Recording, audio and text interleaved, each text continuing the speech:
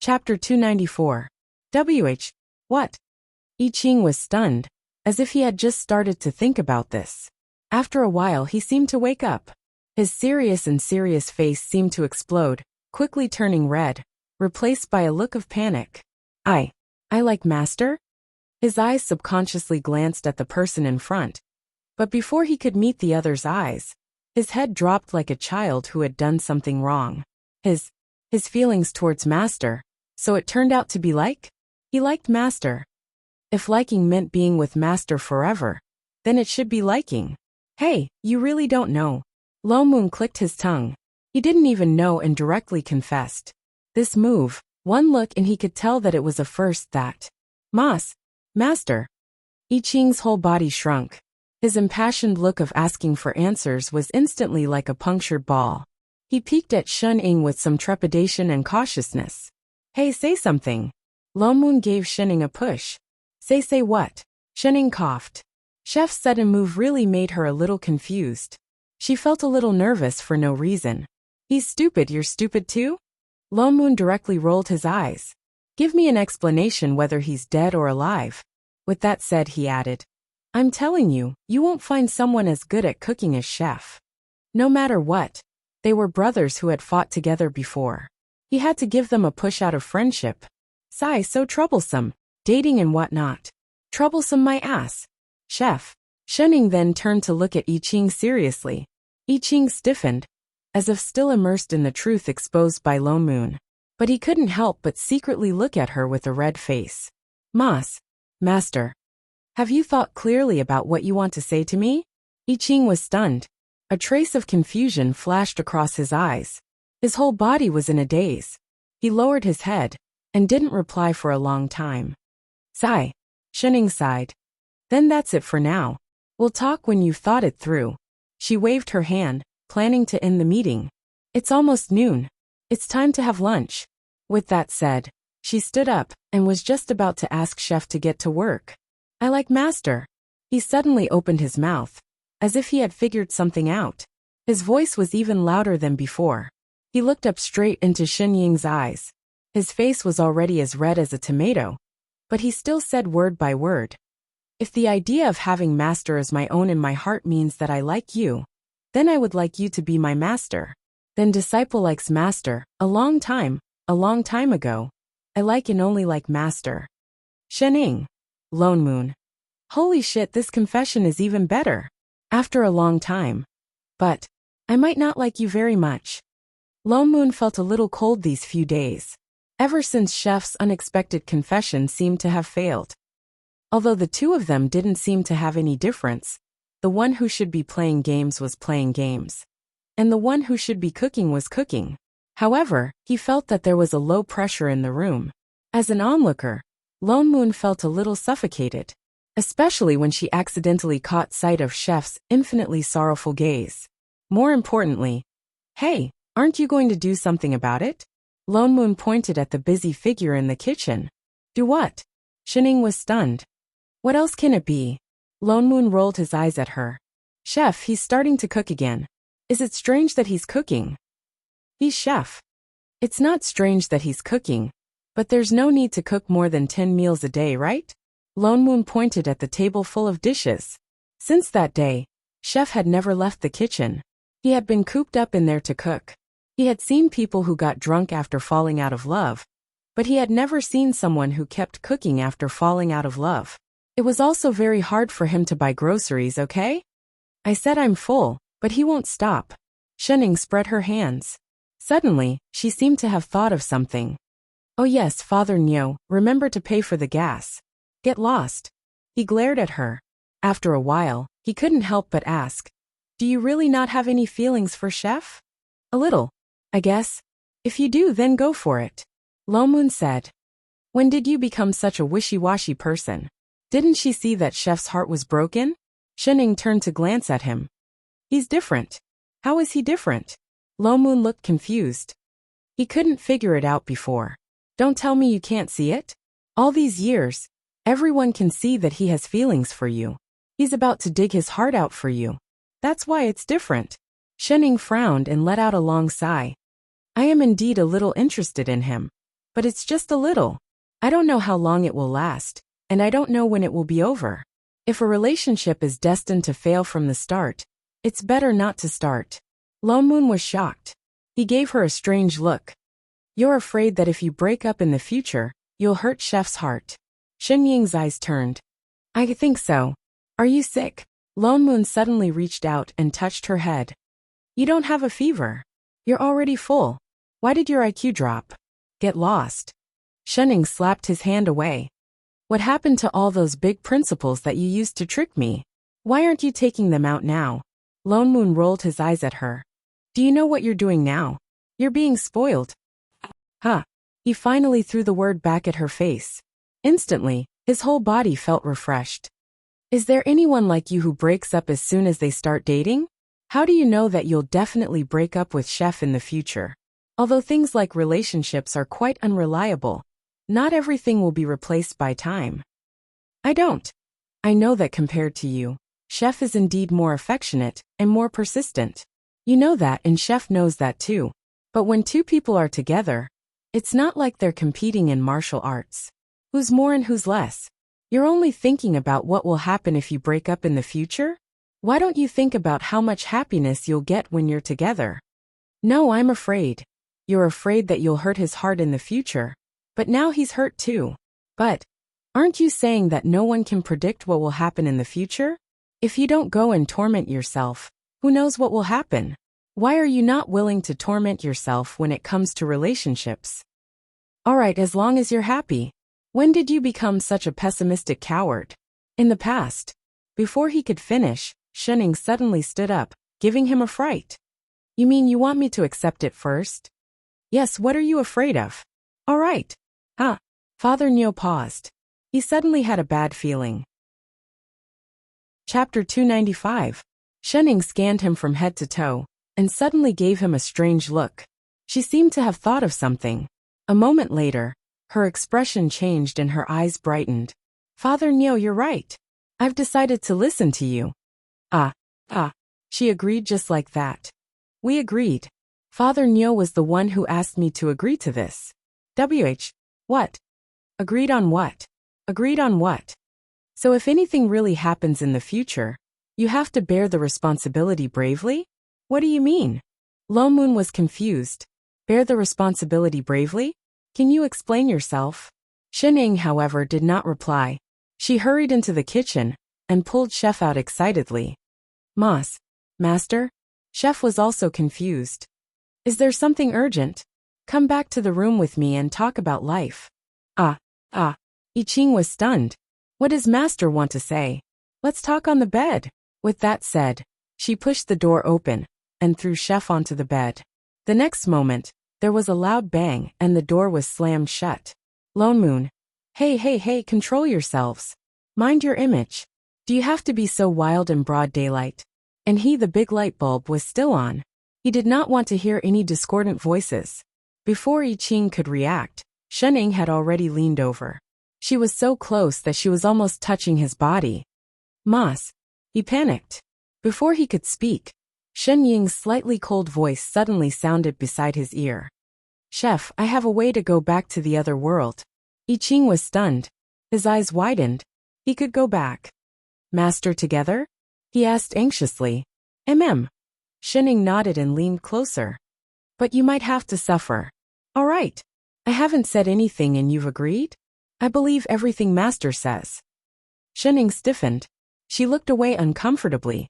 After a while, she said in a low voice, in theory, my sister will never agree to me leaving this plane. If I bring it up, there will only be one result. What? She will break my leg or both of your legs. Unless I have the ability to be independent. Independent? He was stunned. Master was so powerful, and they had tested her ability in the super plane. Wasn't that considered independent? My family's calculation is different. The corner of Ying's mouth twitched. The independence that my older sister is referring to, the kind that has a family and a career. Ching stared blankly for a moment before he understood what she meant. He nodded and said, I will cooperate with Master. Let me say this first. I have no intention to play with your feelings. Shenning explained awkwardly. You're very good. I do like you a little, but not to that extent. Feelings are not necessary for me, and I don't have any plans to fall in love. So compared to being my boyfriend, I'm more used to you being my chef. Master. I Ching suddenly interrupted her. His eyes seemed to be filled with tears. I know. I have never wanted to change anything. This is good enough. This was a beautiful dream that he could not even dream of in the 3,000 years that seemed to be frozen in time. He had nothing else to ask for. But, Master, can you promise me one thing? Yes. No matter what Master decides, I will always be Master's disciple and chef. But if one day Master plans to fall in love, can you consider me first? Shenning was stunned. A while later, all right. A while later, Master. Yes. Why do we have to discuss this under the covers? My older sister will hear us. So, Master is lying on top of me. Can't she hear us? Didn't she just sit on top of him? Another half a while later. Master. Yes. Will your older sister really break our legs? Don't worry. Father Nyo is here. She will break him first. Then she will not have the strength to hit us. Recently, Lone Moon kept feeling a chill on his back. Even if he used his immortal chi, he could not alleviate it. What's more, his right eyelid kept twitching. He kept feeling that something big was going to happen. Perhaps it was because the plane did not match. No matter how he tried, he could not figure out what was wrong. Chef and Shenning seemed to be together, but they did not look like they were dating. Shenning was still playing games every day, looking as lazy as mud. Chef was still the same chef. Every time he looked at Shenning, his gaze became more focused, as if he had thought something through. He did not cook more than 10 meals a day. The two of them seemed to be no different from before.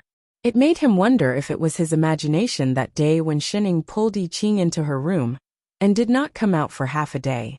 You two are really together? It did not look like it at all. In order to avoid any awkward situations, he even planned to buy the suite opposite Shenying's house. Yet that night, Chef still slept in his room. He did not have any intention of moving over to Shenying's side. Shenning was stunned. She turned to look at him. Then she hooked her finger at I Ching, who was carrying fruits. Chef, come here. Master? I Ching had not put down the fruits he had just cut. He looked up at her in confusion. Shenning suddenly reached out and grabbed his collar. She pulled him over and planted a kiss on his lips. But I Ching stiffened. The fruits in his hands fell to the ground, and his face turned red. Then she turned to Lone Moon. Is that okay? Was this considered showing off? Lone Moon was about to mock her when a thud came from the side. A figure fell down and hit the ground. In the next moment, Shen Jing, who had been missing for a few days, appeared in front of them. Lone Moon. I Ching. Shenning, who was still grabbing I Ching's collar. Her cold gaze swept across the three of them. Shen Jing's face was as black as the bottom of a pot. Chapter 296. Half an hour later, Shen Jing looked at the three people standing in front of her like quails. Her face seemed to be covered with a thick layer of ice. In other words, you're with this fellow from the other world? Shenning trembled and made a weak sound. Yes. You still want to go back to that plane with him? Yes. She glanced at Lone Moon. Or are you the matchmaker? Lone Moon shuddered. Really? Very good. Shen Jing took a deep breath, as if trying hard to suppress something. Come over here. Before Lone Moon could react, he felt his collar tighten. His whole body was pulled over and dragged into the room. In the next moment, screams came from inside the room. Wait. Why me? What does it have to do with me? Ow, ow, ow, ow. Wait, what are you doing? Put it down. Help. Shenning, you heartless bastard. How dare you feed my sister poisoned chicken soup and kidnap her to another plane? I'll beat you to death. Shenning and I Ching were left behind, hugging each other and trembling. Father Nyo will be filial to you in the future. Another half an hour passed. Father Nyo, are you still alive? Lone Moon covered his swollen face and sucked in a cold breath. You freaking did it on purpose. Ouch, ow, damn it. She already knew that Shen Jing would not agree to let her go back to the immortal cultivation plane. That was why she did not hesitate to agree to Chef's request. She was afraid that Shen Jing would get angry, so she asked him to share the burden. Don't mind these details. She had already beaten him up. Big sister calmed down. Chef, hurry and treat Father Nyo's wounds. Yes, master, no problem, master. Get lost. Break off all ties, definitely break off all ties. Big sister, this is. Shenning pointed to the other figure beside Father Nyo, who did not look human at all, and asked carefully, the mastermind behind your transmigration to another plane. Shen Jing, who had finally calmed down, looked at the two people on the ground and snorted. Instantly the two of them trembled. Shenning took a closer look and realized that the man looked familiar. She paused. Kaitian. Little Ing. The person who was beaten up even worse looked up timidly, as if he wanted to smile, but it pulled at the wounds on his face, making it even more difficult to tell that he was human. Lo Moon paused. It was only then that he noticed the other person on the ground. For a moment, he did not understand what Shen Jing meant. Wasn't this Kaitian her other assistant? Was he the one who dragged her and Shenning to the other world? You're a divine being, I Ching suddenly said. What? Lo Moon was shocked. He took a closer look and indeed, he saw a trace of god power around the other party. However, it seemed to be concealed by something. If he did not look closely, he would not be able to see it. Hi. I'm indeed from that world. Kai Tian chuckled and glanced at Shen Jing. Chapter 297. Shenning looked over and hesitated for a while before saying, Elder sister, I want to go back there. I don't agree. Shen Jing objected directly. You're not allowed to go anywhere other than this plane. Sit down. Shenning did not move. She repeated, Elder sister, I want to go over. I said no means no. Her brows furrowed. Do you know how dangerous it is to take over a plane? Have you forgotten how many times you've been attacked by malicious invaders since you were young? I haven't forgotten. Then you still dare to go. Let's not talk about whether you can handle the invasion. What if you get rejected by the plane? That probability is too low. It won't happen. Who says it won't? What if it really happens? It'll be too late for you to regret. Elder sister, you're not allowed to go. But you can't stop me. Shen Jing's face paled for a moment. Then she turned to look at Shen Ying in disbelief. A hint of pain flashed across her eyes. What did you just say? Say it again? Shen Ying clenched her fists by her side. She stepped forward and held her hands with both hands before saying, Elder sister, I'm not a child anymore. You don't have to protect me anymore. I'm already stronger than you. Shen Jing faltered. She stared at her for a while before taking a deep breath. She paced back and forth in the living room a few times, as if trying desperately to hold back something. After a while, she stopped and walked back to Shen Ying. You really must go. Yes. All right. She turned and sat down on the sofa. Her whole body relaxed as if something had been removed. She leaned back on the sofa. I promised you that when you're independent, I won't bother you with everything anymore. Just think about it carefully. With that said, her gaze was like an icy knife, stabbing straight at Chef beside her. And you're right. With your current abilities, I really can't stop you. The little sister she raised with so much difficulty was about to fly away with someone else. She really wanted to kill that bastard who kidnapped her. But think about it carefully. With your current abilities, you can control any plane. Even if you want to create a new one, you can. Are you sure you want to go back to that world? She turned to glare at Kay on the ground and said, Not even a manager has been there before. Who knows how many traps are waiting for you? Actually, you don't have to worry.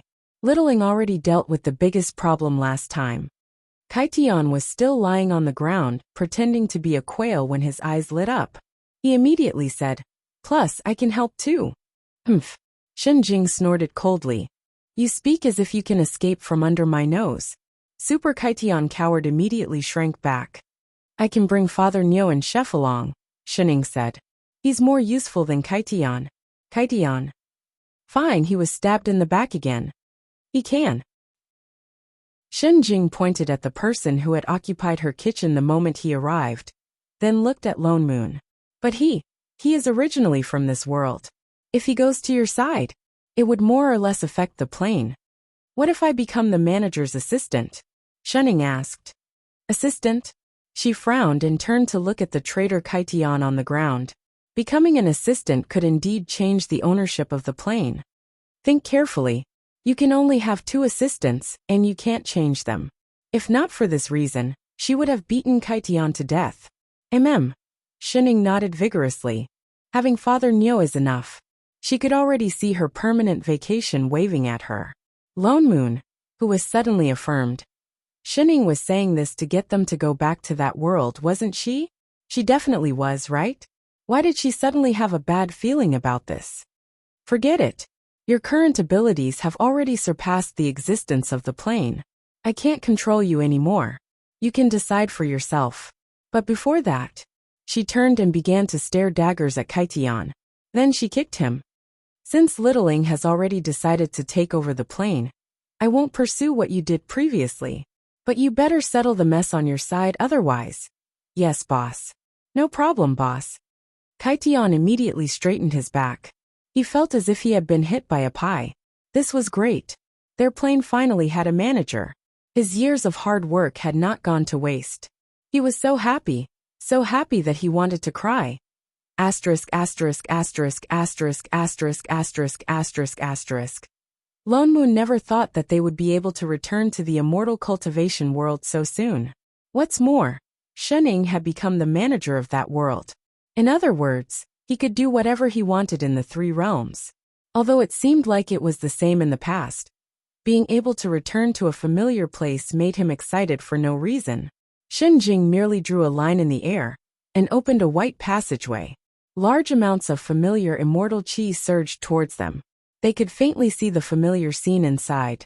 She was the manager of the plane after all. She was on a completely different level from the plane door that Godfiend opened. In the blink of an eye, they returned to Godfiend's divine realm. Kaitian's real name was Kaitian. He was indeed the last of the 3 great ancient gods who created the world. Perhaps he had suffered too much from Shinjing, but once he returned to the divine realm, he pulled Godfiend and Mengpa to scold them nonstop for 3 hours. He scolded the 2 of them like they were his grandchildren. Actually, this was entirely because the 2 of them had mistaken him for someone else. Kaitian had transmigrated to another plane to find a suitable manager. He had transmigrated to many planes until he arrived at Shinjing's world and found Shining. That was why he used some tricks to hide his original plane. He made Shinjing think that he could not return, and kept him as an assistant.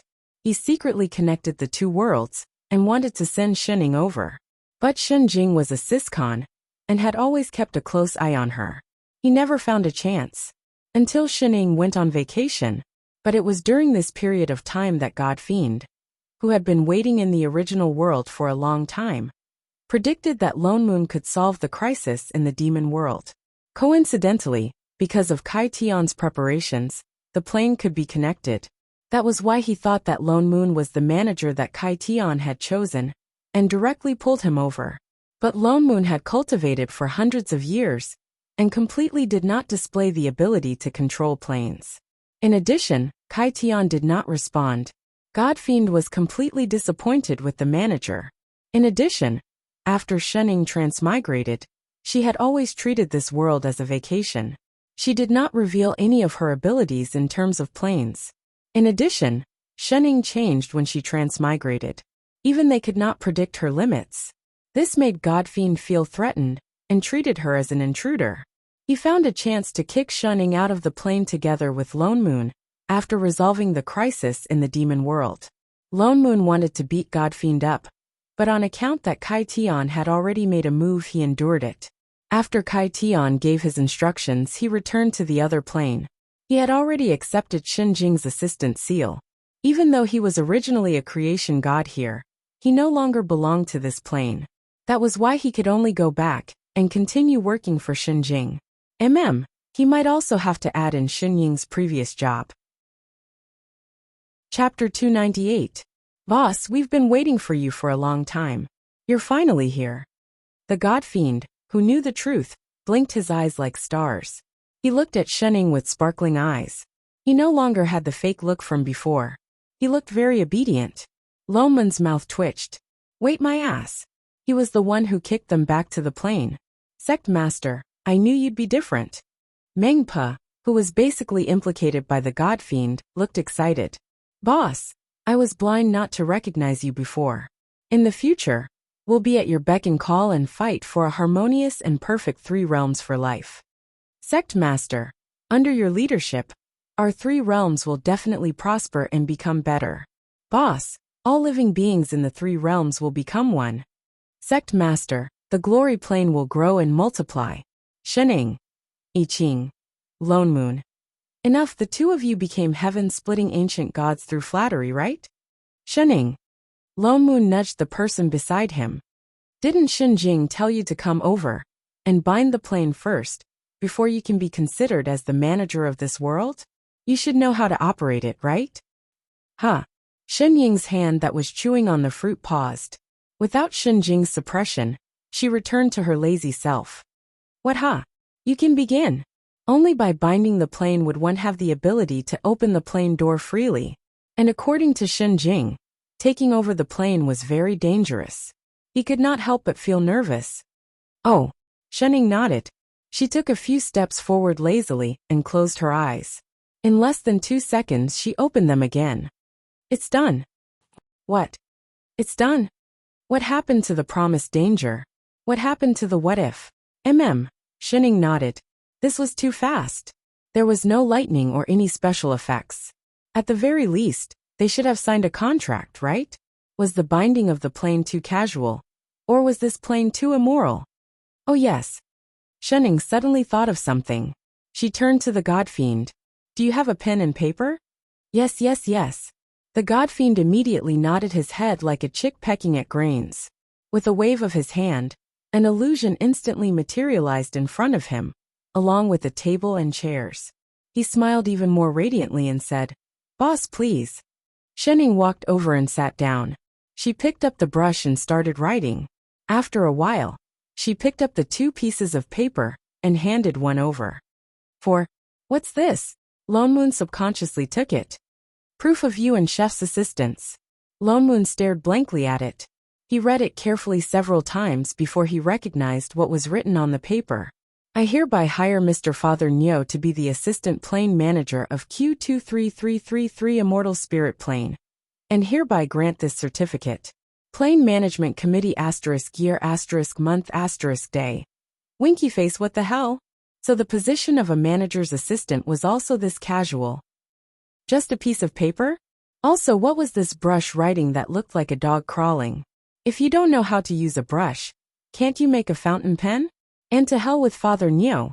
Lone Moon was about to spew out his complaints. In the next moment, the paper in his hand suddenly lit up. A blinding golden light instantly enveloped his entire body. In the next moment, he felt a chill on his forehead. An unfamiliar symbol suddenly floated out of his body. It was an infinity symbol in the shape of an inverted figure 8. He didn't have time to think about what it was. Suddenly, those black words that looked like a dog crawling on the paper floated up. As if they were alive, they surrounded that symbol, getting tighter and tighter. With a ding sound, that symbol seemed to be crushed. It disappeared along with those words. Lone Moon only felt his entire body relax. As if there was something he didn't understand, but the connection that had been binding him was directly broken. In the next moment, the immortal power that was originally abundant in his body flowed out of his body like water. His cultivation also fell rapidly. From the original young emperor cultivation, it fell all the way to the bottom. Even Qi Refinement's endurance could not compare. He clenched his fists. But he didn't feel much like he had become immortal again. Instead, he felt like he was omnipotent. As if as long as he wanted, all the 3,000 worlds would be in front of his eyes. Even the God Fiend and Mengpa beside him, who he thought had unfathomably high cultivation, were just like elementary school students in his eyes. The difference was only between them and middle school students. Apart from Shening, who still had a lazy expression on her face. She still looked like an ordinary person. But for some reason, an illusion of being unable to resist arose in his heart. So this was the manager's assistant?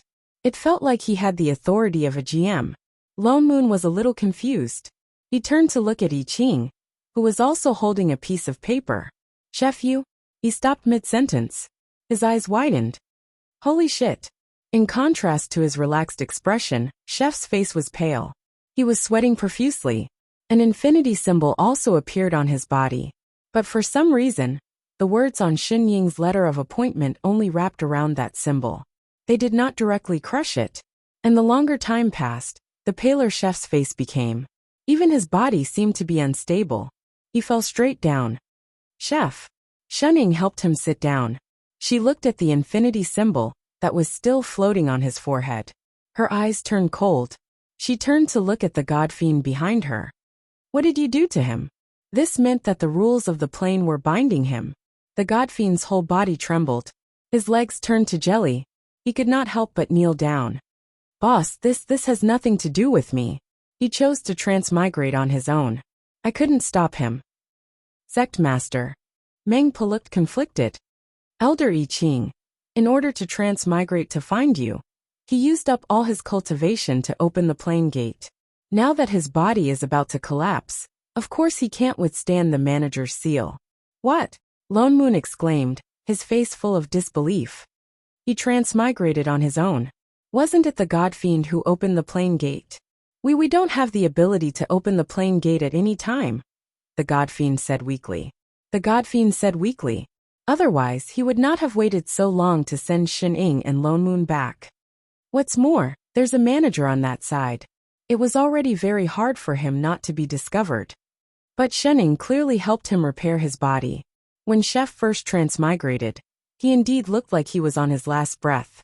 But Shening clearly used that healing device to heal him. What's more, when they went to that dead star, he even transformed into a phoenix. Nothing seemed to happen to him. Why did he suddenly become like this when he came back? This is the difference between planes. He doesn't belong to that plane, the god fiend continued. Because there was no manager before. Even if you healed him on that plane, once he returned to this world, he would still change back to how he was before he left.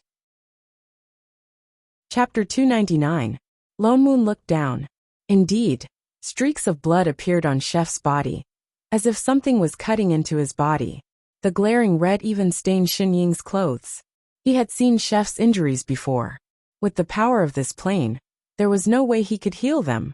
Then I'll create a new body for him. It was just a body. Given his current abilities, it was not difficult at all. No. Shening rejected him directly. Why? He already has the assistant seal on him. Shening glanced at the ball of black words. It's not his own body. The seal will reject him. And the seal could not be taken back.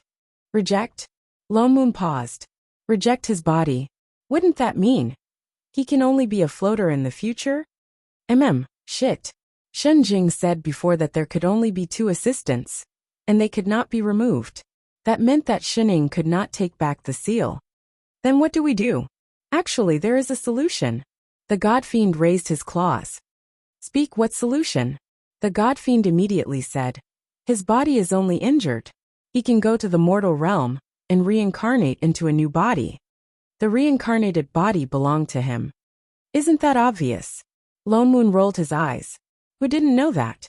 But, I'm not going. Chef retorted directly. He grabbed Xin Ying's hand. Reincarnation has to go through the river of forgetfulness. I will forget everything, forget master. If I don't remember. His face grew paler. Even his breathing was faintly discernible. He paused for a while before finishing his sentence. If I don't remember, then when master is hungry, who will cook? What if he was famished? What if other people did not make it to his taste? Lone Moon. Shening. The god fiend. Meng Pa. Flips table. Degree. Is the main point cooking? You're about to die. And you're still thinking about cooking. How professional are you? Shening did not find a manager assistant. This was a damn nanny. Don't you have any other way? The corner of Lone Moon's mouth twitched. Putting aside the matter of cooking, if Chef entered the cycle of reincarnation and forgot everything in the past, would he still be the same chef? Actually, you don't have to forget, the god fiend said weakly. What do you mean? Wasn't it said that once one's soul entered the river of forgetfulness, all memories of their past lives would be erased, and they wouldn't be able to remember anything? As long as Meng Pa personally brings him to the lower realm, to be reincarnated. He turned to look at Mengpa beside him. Granny Meng was stunned. She seemed to recall something and nodded repeatedly. That's right. I can send him down. This way, we won't have to go through the river of forgetfulness, and our memories won't be erased. There's no need for that, Shening suddenly said. The few of them turned to look at her. Shening raised her hand and pointed at the assistant imprint that was wrapped up in front of him. In the next moment, the imprint sank directly into Chef's forehead. Chef's body also began to emit a white light, getting brighter and brighter. In a short while his entire body was wrapped in white light. Master! I Ching panicked and grabbed Shenying's hand. I'll look for you. Shening looked straight at him. I Ching's expression changed. After a long while he slowly let go. In a short while, he was completely wrapped up in the ball of light. His body also began to become smaller and smaller. Shening raised her hand and he flew out. In a short while he disappeared. Where did you send him? Lone Moon was stunned. Nothing much. I just returned to the lower realm. Ah, what did she mean? Shening did not answer. She only turned back to look at the God Fiend. Next, it was time to settle scores. The God Fiend suddenly felt his entire body become heavy. A huge pressure covered the sky and covered the earth. He could not even think of resisting. The God Fiend directly knelt down. Although he did not have a physical body, his body distorted, as if he was going to disappear in the next moment. Shening walked towards him step by step. With every step she took, the pressure around her increased. Her voice was not as lazy as before. She said word by word. Indeed, I won't feel good if I don't beat you up. Wait, boss. The God Fiend hurriedly shouted for mercy. I can explain. I didn't know it would be like this. Help. Before he could finish speaking, Shen Ying's fist had already landed. In a moment, the entire divine realm reverberated with his tragic cries. Shening was probably really furious this time. She did not hold back at all. Even the entire divine realm cracked and cracked, not to mention the God Fiend who was facing her anger. It was a tragic sight. Anyone who heard it would feel sad. Anyone who saw it would cry. So, Lone Moon directly turned his head away. He chose not to look. 0. Shening beat the God Fiend for a whole half an hour. This was the highest she had ever beaten before she stopped. There was not a single piece of uninjured flesh on the God Fiend's body. Lone Moon did not know what she had done, but the God Fiend's injuries could not be healed using sorcery. He could only lie on the ground crying out in pain. This was definitely the worst that the God Fiend had ever been in. If not for the fact that Chef was already in the lower realm, Shening probably would not have stopped. Let's go. Shening opened up a path and waved at Father Nyo. Sect Master Elder Lone Moon, why don't I send you off? Mengpa, who had been watching the whole time, hurriedly suggested. I'm the most familiar with things in the lower realm. I can find people right away. Lone Moon was about to reply when Shening beat him to it. No need. But Sect Master, Mengpa. She still wanted to say something, but Shening suddenly turned to look at her. In the future, you don't have to call me Sect Master anymore. Ha! Mengpa froze. When you sent us back the last time, although I can understand your position, but, as expected, you will still be angry. Shening looked at her seriously. The child that she had raised chose to stand on the other side. So, from now on, you are no longer a disciple of Invincible Sect. With that said, she did not stay any longer. She directly brought Father Nyo to the lower realm. Only a pale-faced Mengpa was left. She stood rooted to the ground, as if she had lost her soul. She did not move for a long time. Perhaps she really stood for too long. The God Fiend, who was lying on the ground, could not help but tug at the corner of her clothes. Hey, are you alright? Mengpa still did not move. What's wrong? There was still no response. A moment later there was a dripping sound. A water droplet fell and hit the God Fiend's hand. Why are you crying? Mengpa seemed to wake up. Her legs gave way and she sat on the ground. She wailed loudly. Wah! It's all your fault, all your fault, all your fault. I said I don't want Sect Master to go back. But you refused to listen. You even said it was for the 3 realms. It's all because of you that she's angry at me. You don't have to be so sad, do you? I didn't know that she was the manager that Kai Tian found. I don't care. Give sect master back to me, give her back to me. Wah. Mengpa became more and more upset as she cried. As she cried, she even hammered the person beside her. Wait, don't hit me. Ouch. I'm going to die, I'm going to die. Wah. Why was he always the one getting beaten up? Chapter 300. Shen Ying's so-called reloading was actually to bring Chef's body back to its original state when he was not injured. This was one of the powers of the manager. The manager managed everything in this plane, including time and space. But Chef's reloading meant that he returned to the stage of a newbie. In other words, he had to return to the lower realm to cultivate until his body was old enough to accept the temporarily sealed assistant seal. In other words, you asked Chef to reload his account? Loman's eyes widened. Chef already had the cultivation of a divine supreme. This reloading was equivalent to tens of thousands of years of hard work, going back to the beginning. He was definitely not gloating over Chef's misfortune. A zero, no. Shenning shook her head. His body is still the same as before. What do you mean? Shenning glanced at him and said, he's a divine being. The smile on Loman's face froze. He cursed, holy shit. I hate people who were born at the finish line. Even reloading his account was at the finish line. Then where did you send him? Shenning waved her hand, and the two of them arrived at a place with green mountains and clear waters. There was a small village in front of them. There were many people working in the fields. Why do I feel that this place looks familiar? Lone Moon subconsciously sensed for a moment. In an instant, everything in this world appeared in his mind. Holy shit, isn't this the three azure realms? It was the lower realm that they had transmigrated from. But now it was one of the 3,000 realms. You reloaded Chef to this place? Shenning nodded and pointed to the front. He's here. Indeed. There was a child who was not even half his waist tall walking towards them. Although he was much smaller, his face was exactly the same as when he was in the divine realm. It really was reloading. Even his figure had returned, but the terrible injuries on his body had all disappeared.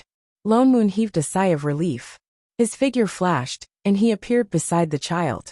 He raised his hand in greeting. Chef, why are you? Before he finished speaking, the child acted as if he did not see him. He walked past him, and walked towards a small path. His little face was cold the whole time. He did not even look at Lone Moon. What the hell? Lone Moon stared blankly for a long while, even forgetting to put down his raised hand. Looking at Chef walking away, he finally understood what was going on. In a flash, he returned to Shen Ying's side. What's going on? Didn't you say that he wouldn't lose his memory? Her attitude clearly didn't seem like she knew him. I just sealed it, Shen Ying replied. After thinking for a moment, she added, legacy. Lone Moon paused, then reacted immediately. The dragon race had their own heritage. Chef's memories naturally had this heritage. Although his body was an innate sword embodiment like before, he still could not bear the heritage of the dragon race. Therefore, he could only seal it for now. It would probably take a long time before he could slowly unseal it. In other words, he still did not have the slightest bit of cultivation. Why did he suddenly feel more comforted? Wait, he suddenly thought of a problem. Then, do we have to stay here and watch him grow up before we can go back? Yeah, right my ass. What was the difference between that and reincarnation? As a manager, is it really okay for you to slack off? Yet they couldn't just leave Chef here. He was no different from a real mortal now. Who knew what would happen if they left him here? Go and stop him. Lone Moon pushed Shen Ying. You have to at least get your disciple back, right? Although he was originally a divine race, if he did not cultivate, who knew when he would receive the assistant seal? Oh, go get your disciple back. Only then did Shen Ying slowly walk over to that side. The child, who was stopped again, did not walk directly from the side this time. He stopped in his tracks and looked up at the woman in front of him. His eyes were filled with confusion. You. Shen Ying squatted down and looked straight at the child in front of her. Remembering Father Nyo's instructions, she asked seriously, do you know how to cook? The child. Lone Moon. There was a moment of silence. Straight face, the next moment. Aya, he ran away. The child looked at her warily, then turned around and ran in the direction he came from. It would be weird if he didn't run. Lone Moon was so angry that his liver hurt. I asked you to take him in as a disciple. Who asked you to ask him how to cook? It was good enough that he was not treated as a lunatic. Oh, Shining was still that lazy look. She used to say the same thing. Forget it, he should be living in this village. Lone Moon took a deep breath. Let's hurry and get him back. We must let him start cultivating as soon as possible. That way he can recover his memory faster. Lone Moon was just about to pull Shining to chase after him, when he suddenly heard a beep. It sounded 3 times as if some alarm had been triggered. The sound was a little familiar. This is... Lone Moon was stunned, and could not react for a moment. Plane alarm. Shining spoke. She raised her hand that was being grabbed, and pointed at the wristband on his hand, that was lit up with a red light. Lone Moon then remembered that this wristband was one of the many things that Xin Jing had forced onto Shining. She was in a bad mood then and just said, "It will be useful." She did not expect that it could also send out a plane alarm. Just as he was thinking, a shadow suddenly appeared in front of him. An anxious god fiend suddenly sent a voice transmission. "Boss, it's not good. The providence of the 3 realms has suddenly started to riot. I can't control it." What? Lone Moon was shocked. Godfiend was in charge of the order of this plane. The providence was also the foundation of this world's stability. A riot of providence meant that something big had happened in this plane. Shining, do you feel anything? Not at the moment. Shining shook her head. Then let's go back to Godfiend and take a look. But Chef. She pointed not far away. You keep an eye on Chef. I'll be right back. Lone Moon quickly instructed. With that, his figure flashed and disappeared on the spot. Shining was stunned. She slowly put down her hand, and then finished the second half of her sentence. There's something strange. Forget it. It's not important anyway. I Ching lived in a dilapidated little thatched cottage, at the outermost part of the village. The house was not big. One look, and you could tell that it was an abandoned house. It could barely be used for living. There was a big tree in front. Beside the tree was a half-collapsed house with some miscellaneous items. I Ching, who had shrunk into a little bean again, opened the door and saw Shining outside. He was stunned for a while. He seemed to remember that she was the person who stopped him on the road just now. His 2 little brows furrowed. The 2 of them just stared at each other for a long time. He then asked tentatively, "Are you hungry?" Shining nodded. The kind that did not eat breakfast. Chapter 301. So it was because she was hungry that she had been following him? The child looked as if he had figured out the reason. He then opened the door to the courtyard. Come in. Shining followed his advice and walked in. She scanned the room, which was old and shabby, but still relatively clean. She turned to look at the little bean who was busy at the side. Perhaps it was because of the time difference in the divine realm. He was already a 10-year-old child in the time she took to beat up the god fiend. Wait here for a while. He turned to enter the house, and took out 2 salted fish from somewhere. These were given to me by Granny Wong from the village. These are all I have. Shining looked at the salted fish in his hand, and did not say anything. You don't know how to cook? Seeing that she did not take it, the child could only ask. No. She shook her head firmly. He looked at the salted fish awkwardly, and then glanced at the half-collapsed house. After a while, he seemed to have made up his mind. Wait a moment. He walked in. Shining then realized that it was originally a kitchen. She could even see a stove. He stood on tiptoe, and placed the salted fish on the stove. He ran back to the well in the yard to get a bucket of water, and carried it in. He then moved an old chair over, and began to brush the pot on the stove. As he brushed, he said to Shining, who had no intention of doing anything, I've never cooked before. I don't know if I know how to. As he spoke, he brushed the pot even faster. It was as if his body was instinctive. Even the salted fish, who did not know how to cook at all, had a dozen methods in his mind. He subconsciously muttered, It's a pity there's no rice. I have it. Shining suddenly said. The child who was brushing the pot was startled. He turned to look at Shining, who had suddenly approached him. Before he could react, Shining reached into the pouch beside her and pulled hard. The pouch was only the size of a pouch, but in an instant, She pulled out a sack that was even bigger than his body. It was filled with white rice grains, each crystal clear and plump, and he could faintly see a faint white gas coming from it. Here. Shenning placed the sack at his feet. The child jumped down from the shabby chair and curiously looked at these seemingly beautiful grains of rice. For some reason, another thought emerged in his mind. He opened his mouth and said, "Red spirit beast meat is very fragrant, but it's a pity that there's no. I do." Before he could finish his words, the person in front of him took out another piece of bright red meat from the bag. His eyes widened even more. "Red spirit beast and ordinary chicken. I do." She took out another piece of chicken. That immortal spirit goat. I have it." He took it out. "Swamp beast. I do." He continued digging. "Fresh fragrant grass. I have it." He was still digging. "Onion and ginger. I have it." He dug around without restraint. "Oil, salt, sauce, vinegar. I have it." Wolfel took it out. "Pots and pans. I have." 10 minutes later, the kitchen floor was filled with all kinds of ingredients. Even the yard outside was filled with them. The child was shocked at first, but he was completely calm towards the end. He turned and climbed back onto the shabby chair and quickly started cooking. The more he cooked, the more confused he became. He had never cooked before, but once he got the ingredients, his body knew what to do subconsciously, as if it was instinct. An hour later, fragrant dishes filled the entire table. Shenning didn't need anyone to call her. She was already sitting in front of the table, and like a gale sweeping leaves, she began to eat. On the other hand, the little bean at the side had a confused look on his face, as if he had no idea what was going on.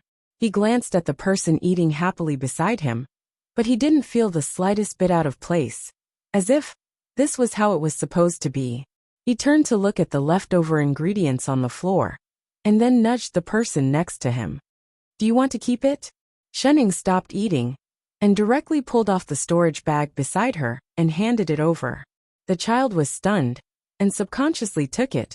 Only then did he understand that she wanted him to keep it. He swung his legs and slid down from the chair and began to put the ingredients on the floor into the storage bag one by one. The more he stuffed, the more surprised he was. He had never seen such a magical bag. There were so many things in it, but it wasn't heavy at all, as if it could never be filled. He couldn't help but flip it left and right twice. After a while, he walked back and handed it back to the big sister, who suddenly appeared at his doorstep. But she didn't take it. As she ate, she raised her chin at him vaguely. "It's yours. It was originally chef's, she just brought it over." "Huh?" He was shocked, and his little eyes widened. "You want to give it to me?" "Yes." He was a little hesitant, and after thinking for a while, he put it back beside Shenning. "I can't take it." "Ah." Shen Ying's hands paused, and subconsciously replied, "Then what about cooking in the future? Do you still want to cook?" He was stunned. "Don't you want to?" she asked. "Oh." Only then did he put the bag back. His little shoulders slumped. He seemed to be pestered by this strange big sister. He squeezed the bag in his hand. He was still a child after all. His eyes were bright, as if curious and excited. He looked at Shenning, who was eating, as if he wanted to ask something but didn't know where to start. Shenning felt a little uncomfortable under his stare. She pointed to the bowl and said, "Eat first. We'll talk after eating." He looked down and shook his head. "I actually don't need to eat." "Ah." Shenning looked up. As if afraid that she would misunderstand, he immediately explained hurriedly, I mean I've never been hungry since I was young. I don't know why either." After he said that, he seemed to remember something and added, "This is my secret. Big sister, don't tell anyone, okay?" Although he was only 10 years old, he still vaguely understood some things. For someone like him who didn't need to eat, it must be abnormal. He had never told anyone this secret before. He didn't know why he blurted it out today, as if he instinctively thought that it was okay to tell her. "Oh," Shenning replied.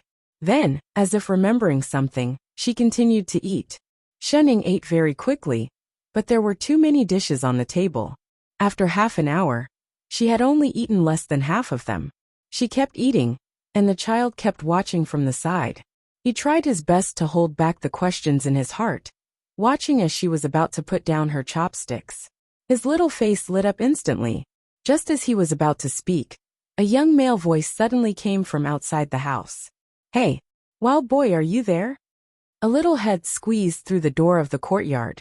He scanned the courtyard, and a glimmer of light that didn't belong to his age flashed in his eyes. Shen Ying's hand paused. "Yo." Chapter 302. The child frowned and seemed a little unhappy. He jumped down from the chair and opened the door to walk out. "Dog, why are you here?" The child at the door was also an orphan who suddenly appeared in the village like him. Both of them had no memories and lived in the abandoned houses at the entrance of the village. The villagers would help them from time to time, and the two of them lived in the village for 5 or 6 years. Perhaps because of their personalities, although they had the same experiences, the two of them did not have much contact. "I told you not to call me dog. My name is Jingqi." The child frowned and thought of something.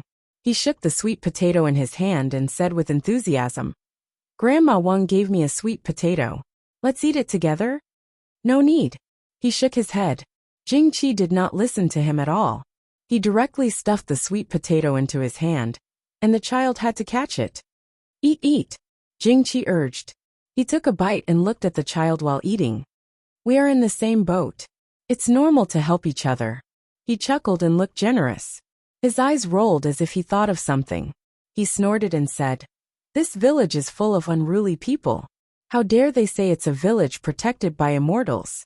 They live a rich life and harvest every year, but they usually ignore us. Where is the demeanor of an immortal? Isn't it because we are young and easy to bully?" The child was stunned. He glanced at the sweet potato in his hand and subconsciously frowned. He felt that there was something wrong with what he said, but he could not tell what it was. The more Jingqi spoke, the angrier he became. As if eager to find a sense of approval, he patted the child's shoulder. "Wild boy, believe it or not, one day I will stand out. At that time, I will no longer have to rely on others and trample all these snobs under my feet." The child was stunned. After a while he nodded. He just wanted him to leave quickly. "I knew it. Only you can understand me." His expression lit up, and he laughed like a little adult. "Just for the sake of your trust, I, your brother, will protect you in the future. Do you want to go out with me?" "Go out of the village?" The child immediately shook his head. "Everyone says that the outside of the village is very dangerous. We can't go out." "You believe that?" Jingqi rolled his eyes and snorted. "Soon, the danger will not be outside the village, but inside the village. If you... what's that smell?" He suddenly sniffed and seemed to have thought of something. His eyes lit up and he said, "Oh right, I heard from Grandma Wang that she gave you 2 salted fish. You must not know what to do, right? Why don't I help you?" Without waiting for his reply, she pushed open the door and walked in. "Wait!" He hurriedly chased after her. The other party had already seen Shunning sitting inside, and the table in front of her that was filled with unfinished food. He was completely stunned, as if he had never expected to see such a scene. He stared at the table full of dishes, and there were faint sounds of swallowing. When the child hurriedly chased after him, his little face immediately scrunched up into a ball, and he looked at the person who rushed in with a disapproving expression. The child called Jingqi tried his best to control the desire in his eyes as he looked at the food. He smiled politely at Shining and said in an innocent voice, "Big sister, are you eating?" As soon as he finished speaking, his stomach made a growling sound. Shen Ying's eyes narrowed and she replied, "Yes." Then, as if she did not see his longing gaze, she continued to slurp down the dishes on the table, and the sound became louder than before. There were not many dishes on the table to begin with, and now they were disappearing rapidly. Soon, there was only half a plate of shredded meat left. A trace of anxiety flashed in Jingqi's eyes, but he did not dare to ask for more. After some thought, he turned to look at the child beside him and smiled. "Wild boy, who is this beautiful big sister? Is she your lost family member?" The child looked up at Shining, and then at the person who had come. Only then did he remember that he had not asked who the other party was, and did not know how to answer. But Jingqi thought that he was acquiescing, and his smile became even brighter. I am happy for you that you can find your family, but aren't you being too much? I didn't know that you were eating so well, and I was worried that you would not be full, so I sent you sweet potatoes. As he laughed, he patted his shoulder vigorously. We are all brothers, so I won't stand on ceremony with you. With that said, he did not wait for a response, as if he could not bear it anymore, and directly picked up his chopsticks to pick up the plate of shredded meat. Wait! The child panicked, instinctively looking at Shining. Shining did not move at first, but when the other party's chopsticks were about to pick up the food, she suddenly reached out and lifted the bowl, causing the other party to pick up nothing. Then, in front of the other party, she slurped it all into her mouth, leaving not even a bit of gravy. Only then did she put down the bowl, touch her belly and say, I'm full. The child, Jingqi, his entire body froze, as if he had not expected that the other party would be so shameless as to snatch food from a child, not even leaving any gravy. His face immediately paled, and his face was full of disbelief. Instead, the child beside him thought of something, and ran back to the kitchen, took out something and handed it to him. Doggy, this is for you.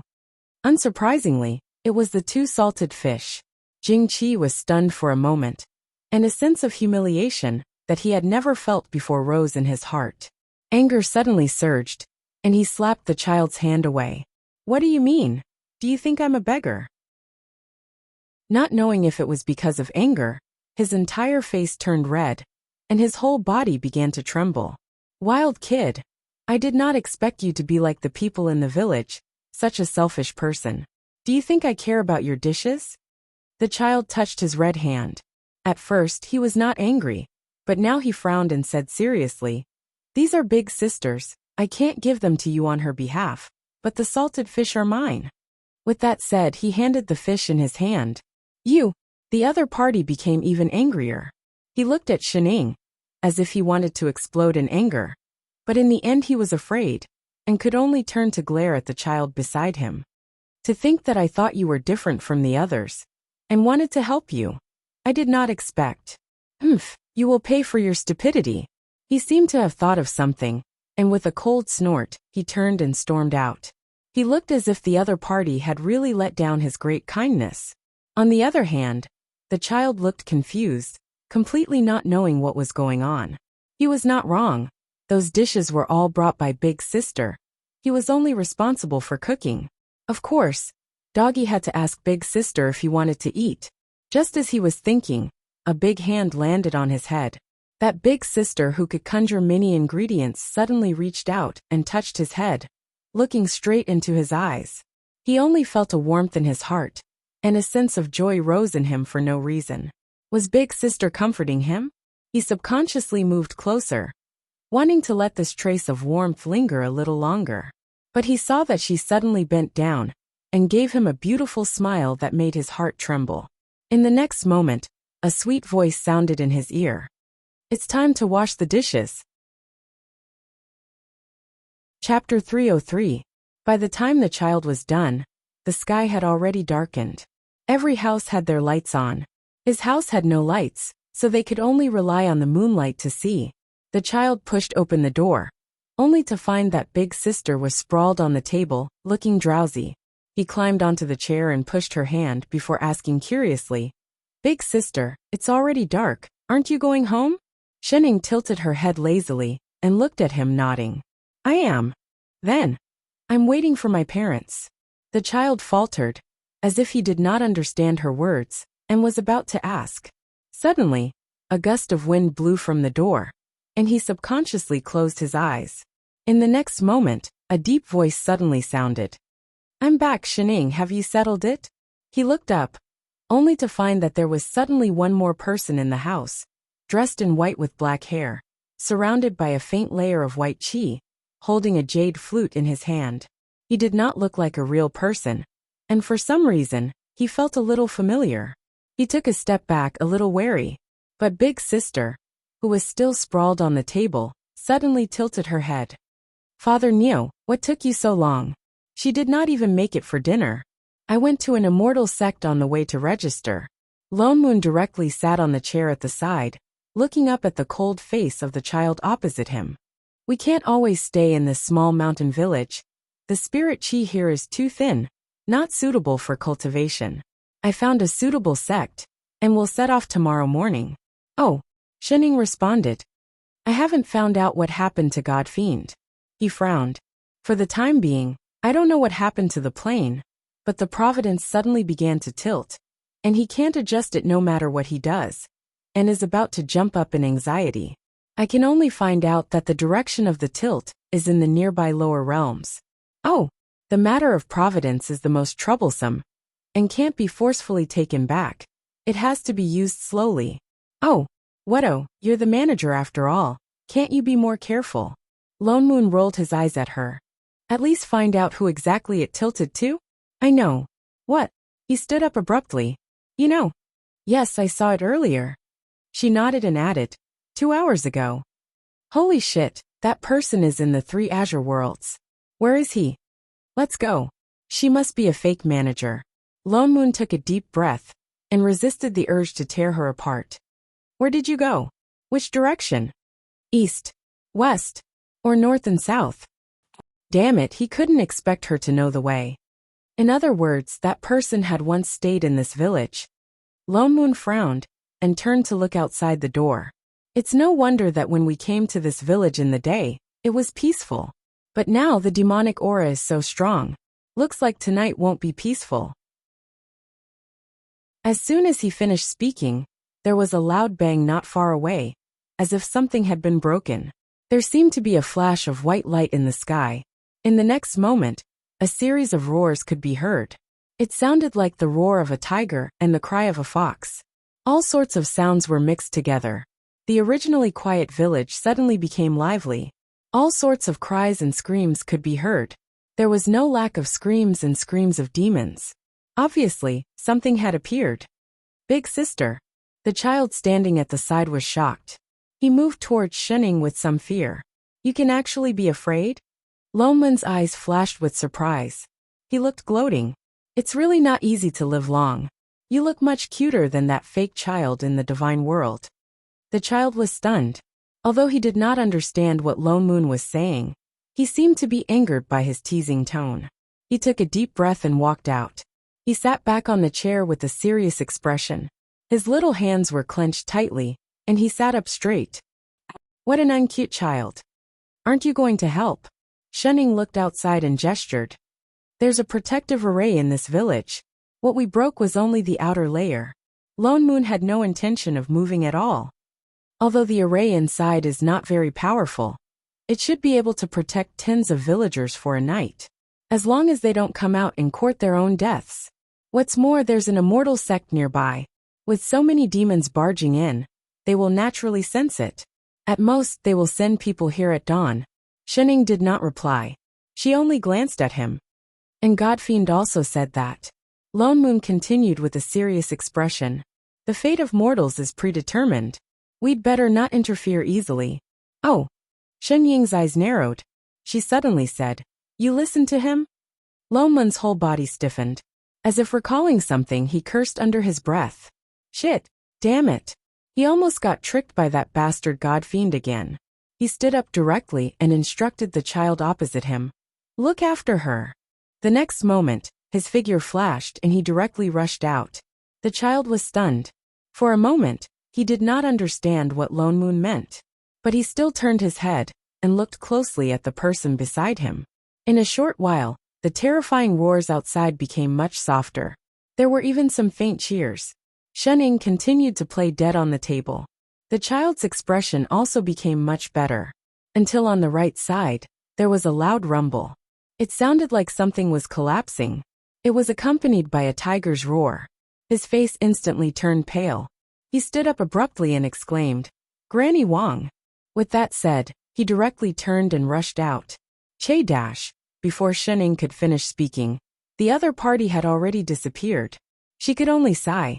So troublesome. Why is he not sleeping in the middle of the night? Chapter 304. The tiger demon paused and turned back abruptly. His eyes lit up, as if he had seen something delicious.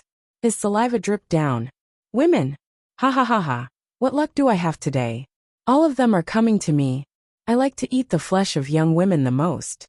With that said, he threw the two children in his hands and walked towards Shining. The boy coughed heavily. Before he could catch his breath, he hurriedly shouted back at Shining. Big sister, run. It's a demon, run. Shining did not move. She watched as the tiger demon reached out to grab her. The child panicked. He pounced forward and hugged the tiger demon's leg tightly. The tiger demon slowed down. Looking at the person on his leg, he frowned. You're courting death. Light flashed in his hand and turned into sharp claws. He was about to scratch the child's back. I say. Shining suddenly stepped forward. You come out to eat people. Doesn't the demon monarch care? The tiger demon paused. He turned to look at her and sneered. Demon monarch? Ha ha ha. Our demon monarch will only let us eat a few more mortals to increase our cultivation. Oh. Shining paused. Isn't the demon monarch a rabbit? What rabbit? The tiger demon chuckled. Little girl, be good and let me eat you. I'll let you die a quick death. With that said, he reached out to grab her heart. Big sister. The child exclaimed. Oh, then I'm relieved. Shining murmured. Just as the sharp claws were about to pierce through her chest, she suddenly turned sideways and raised her hand to the back of the tiger demon's head. She pressed hard. The next moment, there was a loud bang. The tiger demon, who was still arrogant just now, was pressed into the ground by her hand. It sank directly and instantly lost its breath. Even the ground cracked, and a crack that was as wide as a human appeared, extending into the village. The child was dumbfounded. He looked up at Shining blankly. He could not react for a long time. Big sister? So powerful. Do you want to learn? Shining tilted her head. He was stunned for a moment. Then, his eyes lit up and shot out rays of light. His little head nodded hard. Yes. All right. Shining clapped her hands and stood up. My name is Shining. From now on, I'm your master. The child was stunned. The next moment, his eyes lit up, and a sense of fulfillment that he had never felt before welled up in his heart. A while later, clenching his fists, he got up and patted the dust off his body. Kneeling down in front of her, he kowtowed 3 times before cupping his fists. Disciple greets master. Since you're my disciple again then. Shining nodded in satisfaction. She pointed to the tiger demon on the ground, who had already transformed back into its original form. Then do you know how to stir-fry tiger meat? The child. Lone Moon, who had just rushed over. Lone Moon did not spend too much time dealing with those demons.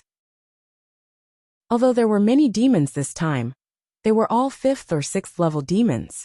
To him, they were like vegetables sent to him. The sky was already bright, and the nearby immortal sects would soon send people over. He was also too lazy to explain to them. Other than being a little frightened, the villagers were fine. The only one who was slightly injured was Grandmother Wang, who lived on the outskirts of the village. That's right, the one who sent salted fish to Chef. That was an old man in his 60s, alone with a 5 or 6-year-old granddaughter. Perhaps because he lived nearby, he would occasionally help Chef, who had completely lost his memory. That was why he rushed out so anxiously earlier. The old man's injuries were not serious. Lone Moon conjured a seal to heal her, left a longevity pill, and left with Shining and Chef. Before he left, he set up a new defensive array in the village. It was obviously more effective than the previous one. Unless a demon immortal came down, no demons could rush in and eat people. Why did you set up the array at Grandmother Wang's house? Shining could not help but ask. You still dare to ask? Lone Moon turned back and glared at her. If you hadn't smashed such a big crack, I wouldn't have needed to set up the array there. He got angry at the thought of this.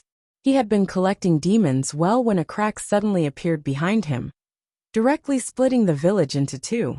He almost fell in. If it wasn't because of this, would they need to run away so early in the morning?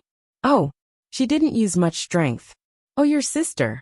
Lone Moon was full of anger. Next time can you hold back a little? Do you know? He was halfway through his lecture when the child who had been standing obediently at the side suddenly stood in front of him. He opened his little hands in front of Shining and looked at him with a little anger. I don't allow you to say that about Master. She only did it to save me. Lone Moon was stunned. He then looked at the little bean in front of him and rolled his eyes. Che, how can you still be a master after losing your memory? He ignored him and looked up at Shening. You took him in as a disciple? Yes. Shening nodded and touched the little bean's head. Come call Father Nyo. Get lost. Lone Moon glared at her and looked at the confused child. It's good that you recognize him. All right, little brat, what's your name now? The child shook his head. I don't have a name. From the time he could remember, he had been in that rundown house in that small village. There was no one around him, so no one gave him a name. Just nice. Lone Moon heaved a sigh of relief. He was really afraid that it would be awkward if he changed his name. He pushed Shening. You're his master. Tell him, what's his name? The child's eyes lit up and he looked at Shening. Master, do you want to give me a name? Huh? Shening was stunned. She looked down at the person in front of her and sighed. Oh, you'll be called Ch-I Ching. Before she could finish, Lone Moon cut her off. He grabbed the child and said word by word. Your Dao name is I Ching. Do you understand? Chef my ass. It was fine if he called him chef, but did he have to change his name? Shening.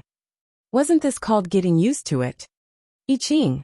Instead, the child at the side said these two words happily. For some reason, a familiar feeling surged in his heart. He turned to Shening and said happily, Thank you, master. Lone Moon. Son of a B** teach. He was the one who said it. Father Nyo, where exactly are we going now? Shening looked at the clouds that kept flying past them. They had been flying for more than 10 minutes. I'm so hungry. The corner of Lone Moon's mouth twitched. Hungry your ass. Didn't you just freaking finish your dinner? He turned back and glared at her. He looked ahead and replied, We're going to the Honesty sect in the Upper Azure world. What? What place is that? Chapter 305. That's a mid-level immortal cultivation sect in the Upper Azure world. Lone Moon explained casually. When I just came back, I already inquired about it. Honesty sect is mostly sword cultivators, and he wants to start cultivating as soon as possible. That place is suitable for Chef I Ching. So I've already gone over there to join Honesty sect in our names. Oh, that meant he went out to find a meal ticket. Father Nyo was indeed a responsible person. Before I Ching's cultivation is successful, we will stay there. Lone Moon looked down at Chef. The invasion of the demons into the mountain village had given him a reminder. It was too dangerous for him to fight back like this. He didn't know when his body could recover to accept the assistant seal, but it was obvious that the higher his cultivation, the more advantageous it was for him. So before he became a real assistant, he had to improve his cultivation as soon as possible. Thinking about it, the fan under his feet flew even faster, and stopped after flying for another 10 minutes or so. We're here. He pointed to a floating peak in front of him that was rich in spirit chi, and conjured a seal for himself. Instantly, the faint white chi around him disappeared, and he directly suppressed his cultivation to the soul formation stage. He turned to look at Shening beside him, and the corner of his mouth twitched. Forget about you. Anyway, even if she pretended to be a soul formation cultivator, no one would be able to tell. Huh? Shening was confused. He had already flown in with the others. Lu Hong felt that he might have been very lucky recently. As the sect master of Honesty sect, he had been racking his brains for hundreds of years, trying to make the sect flourish. He had thought of all ways. But because their sect had always been mainly sword cultivators, sword cultivators' cultivation had always been harder than other cultivators, so there were very few disciples in the sect who were successful in cultivation. Even those who reached nascent soul were less than 5. Sword cultivators' hearts were relatively simple, and the sect had always been harmonious and never had any internal strife. The disciples were also quite hardworking in cultivation, but they were in the Upper Azure world after all. Compared to other sects, they were not enough. Although sword cultivators could challenge those of a higher level, they couldn't compete with others in numbers. Besides, other sects all had soul formation cultivators. Not to mention the top sects. Even ordinary sects with similar strength would more or less have 1 or 2 soul formation cultivators. Honesty sect alone had a shallow foundation to begin with. Apart from the founding master who ascended to immortality, no other soul formation cultivator appeared. Especially after an elder failed to break through to the soul formation stage and died, Honesty Sect's days became more and more difficult. He could even imagine that after the next sect competition, Honesty Sect would be demoted from a mid-tier sect to a lower-tier sect. When he thought of this, his heart burned with anxiety, and even his cultivation seemed to have been obstructed and was unable to advance in the slightest. He didn't know if it was the blessing of the ancestral master, but just as he was about to accept his fate, he was hit by a huge pie. Suddenly, a soul formation sword cultivator called Lone Moon came to the sect and asked to join Honesty Sect. He once thought that he was dreaming. That was a soul formation cultivator that Honesty Sect couldn't get for hundreds of years, and now it was delivered to their doorstep so easily. Furthermore, the other party was a sword cultivator. What was the concept of a soul formation sword cultivator? They were invincible among their peers, and could even fight against those of a higher level. In other words, they were invincible in the entire 3 Azure realms. Such a powerful cultivator actually wanted to join their sect, which was on the verge of falling into decline. Lu Hong felt that this must be a dream. Absolutely. But when he asked again, the other party didn't have any intention of going back on his words. He even left a trace of his divine perception in the nameplate of the sect, and gave it to him. Only then did Lu Hong confirm that the other party wasn't joking. He was instantly overjoyed. Filled with excitement, he carefully asked if there were any other requirements for the sect. All he could think of was to keep this soul formation cultivator at all costs. But he only thought for a while, and said that he might bring a friend to join them tomorrow. That's it. What is the cultivation of supremacy's friend? He asked subconsciously. The other party's face seemed to twitch, and he answered after a while. You can take it as soul formation. After saying that, he indicated that he was going to pick someone up first, and left Honesty Sect. Soul formation. Another soul formation cultivator. Lu Hong couldn't believe his eyes. He didn't expect that in the blink of an eye, his sect, which was about to become a low-tier sect, would suddenly welcome 2 soul formation cultivators. And they even came on their own, allowing them to be picked up for free. He was so excited that he couldn't even calm down while meditating. He summoned the elders overnight to inform them of this huge matter. The reaction of the whole sect was the same as his. They were so excited that they wanted to go to other sects and shout. They called all the disciples overnight, and gathered them in front of the main hall, waiting for the other party's return with shining eyes. They expressed their welcome to the pie. Oh no, to the soul formation cultivator with their actions, who knew that this wait would last for an entire night. Their excitement didn't diminish, and it wasn't until the sun was high up in the sky that they saw the return of the 2 Pai Apui, the soul formation cultivators. So when Lone Moon brought Shunning over, what they saw was Lu Hong, and the thousands of disciples behind him in front of the main hall, staring at them with hungry eyes. As someone who had been in 2 planes, even Lone Moon got a shock. What was going on? Oh, Lu Hong leads the disciples of Honesty Sect to welcome the return of supremacy. Lu Hong took a step forward and bowed respectfully with cupped fists. Immediately, a large group of disciples bowed together. Welcome supremacy. Their voices were loud and clear, and their aura was vigorous. The 3 people who landed on the ground were dumbfounded. Shunning couldn't help but poke Father Nyo with her elbow. You hired extras? Pui. Lone Moon rolled his eyes at her. I just made an appointment. I don't know why this happened. This was a little too enthusiastic. His face darkened, and he had to step forward to support the person in front. Sect Master Lu, you don't have to be so polite. I do. Lu Hong smiled even brighter, the corners of his mouth almost reaching the back of his ears. He was really happy to see who dared to say that their Honesty Sect couldn't cultivate soul formation cultivators. They didn't need to do anything, they just needed to pick them up. It is the fortune of Honesty Sect that supremacy can join us. So this time, I would like to let my disciple admire supremacy's elegance. As he spoke, he stepped aside and invited him in. Supremacy, please. The 3 followed into the hall, and the thousands of disciples outside dispersed.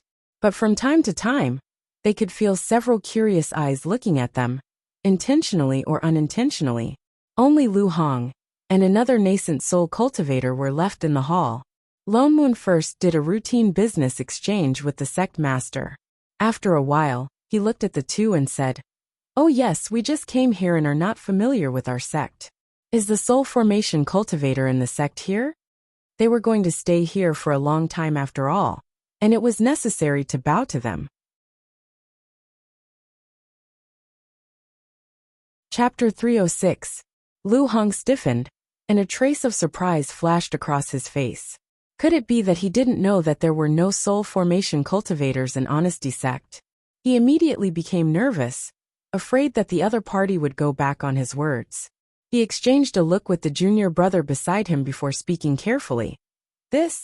I'm sorry to say that before supremacy came, our sect did not have any soul formation cultivators.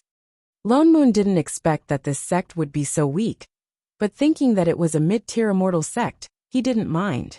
What about the nascent soul cultivators? There are three. Three? So few. Was it so hard to survive in the Upper Azure world now? Yes, one is me. The other is my junior brother Lu Rue. Oh, what about the other one? Wasn't there supposed to be three? The other one unfortunately failed to break through to the soul formation stage a month ago, and passed away. Lone Moon, Shining, Yishao. Wasn't there only two of them? No wonder they were so enthusiastic, and even lined up the whole sect to welcome them. There were only two nascent soul cultivators in the whole sect. How dare they call themselves a mid-tier immortal sect? Even the ordinary immortal sects in the Middle Azure world weren't so shabby. Forget it. Lone Moon sighed. Anyway, they were only staying in the lower realm for chef. We're a little tired from the journey. Sect master, please arrange a place for us to rest. Of course. Seeing that they didn't leave directly, the sect master heaved a sigh of relief, and immediately led them out of the hall. Supremacy An. He looked at Shun Ying, who had already eaten half a plate of fruit, and then remembered that this should be the friend that Supremacy Lone Moon mentioned. He actually forgot to ask. Her name is Shun Ying. Lone Moon introduced. The child beside her is her disciple I Ching. Lu Hong subconsciously looked at her cultivation, but didn't see any fluctuations of spirit power around her. His heart sank. She was indeed a soul formation cultivator. She could hide her aura so well. He hurriedly bowed respectfully. Supremacy Shen. Then he looked at Chef beside him. Little friend I Ching. With that said, he led the three out of the main hall, and went to the back. After passing through a few teleportation arrays, it didn't take long for them to arrive at a floating peak. All he could see was a field of pink. This was a peach forest, and the flowers were in full bloom. It looked very beautiful, and he could faintly see some low-level spirit herbs everywhere. There was a small building in the forest that was extremely elegant. Lone Moon was a little confused. The scenery was good, but wasn't the spirit chi here too thin? Normally, immortal mountains and blessed lands would not easily grow mortal plants. This peach blossom forest was obviously not specially planted. Instead, it grew on its own due to the sparse spiritual energy. To put it lightly, being able to reach core formation in a place like this was already a sign of fate. This is the place with the most abundant spirit chi in our sect. Lu Hong, on the other hand, had an excited expression on his face as he introduced the place. He couldn't help but reveal a bit of envy in his eyes. So this is the place where the founder of our sect cultivated. It is rumored that it is the place where the spirit vein passes through. Spirit vein? You must be joking. Are you sure there is a spirit vein here? Lu Hong stiffened for a moment and said with some embarrassment, ever since the ancestral master ascended, the spirit chi here is indeed different from before. But as compared to the other peaks, it is indeed much thicker. Lone Moon turned to look at the other spirit peaks. He didn't notice it earlier, but now that he took a closer look, the spirit chi was indeed getting thinner and thinner. Suddenly, he had the urge to turn and leave. I Ching wanted to cultivate. This kind of spirit chi was definitely not enough. Instead, Shining turned to poke Lu Hong and asked, Sect Master, do you provide meals? Lu Hong faltered for a moment, thinking that she was afraid that the disciples around her would be hungry without grain liberation. He immediately nodded and said, "Yes, yes, yes. Our sect doesn't have much else, but we have especially many low-level disciples. That's why there are several canteens in the sect." "All right, we'll stay." Shen Ying's eyes brightened. "That's enough from you." The corner of Loman's mouth twitched. "Don't stop walking the moment you hear about food. And that sect master Lu, he has so many low-level disciples, and none of them have grain liberation. What's there to be proud of?" Lone Moon felt a little mentally tired. He took a deep breath and said, "Forget it, if you want to stay then stay. Sect Master Lu, please bring some high-level Dharma artifacts over. I'll borrow them and set up a spirit gathering array. After a long time, perhaps the spirit meridians below will be able to recover." Recover the spirit meridians? That was something that would benefit the entire sect. Lu Hong's eyes brightened, and he immediately took out his storage bag. "All right, all the Dharma treasures of our sect are here. What level of Dharma artifact does Supremacy want? The higher the better." Lu Hong thought for a moment, and immediately took out a spirit sword from his bag. He handed it over with a face full of excitement. "This is the highest level Dharma artifact of our sect, the Dharma treasure of our sect, demon-slaying sword. Supremacy, please see if you can use it." Lone Moon looked at the demon-slaying sword that he carefully held up. The corner of his mouth twitched violently. "Are you kidding? Your sect's Dharma treasure is a 6th level spirit sword. And it's freaking cracked. Nothing else? Is it not enough?" Lu Hong thought for a moment and then took out a 5th level broken fan, a 4th level zither, a 3rd level broken bell. He handed it over with a sincere expression. Loman's face was already as black as the bottom of a pot. What kind of poor and destitute sect had he randomly entered? Yet the other party had a sincere expression on his face. With a casual sweep of his divine perception, he knew that the pile of junk in his hands was indeed the best thing in the entire sect. Instantly, he felt that the entire sect seemed to be exuding a sense of poverty. Lone Moon sucked in a deep breath and suppressed the urge to crush those broken things. Forget it. He turned and conjured a seal. He opened the small mystic realm that he usually carried around with him. He directly grabbed a white ribbon that kept twisting like a living thing from inside. Instantly, the surrounding spirit chi increased tremendously. It was astonishingly rich, as if it was about to materialize. Without any guidance, it surged into his body. Lu Hong's spirit was instantly lifted. Even his cultivation that had not moved for a long time was slightly loosened. He could not help but stare at the white object in Loman's hand with wide eyes. Could this be a spirit meridian?" he exclaimed. "It's an immortal." Lone Moon stopped halfway and sighed. "Forget it. Just take it as a spirit meridian." He still had half of the immortal meridian that the little bird had given him. He directly took 2 steps forward, conjured a seal, and planted the half of the immortal meridian in his hand.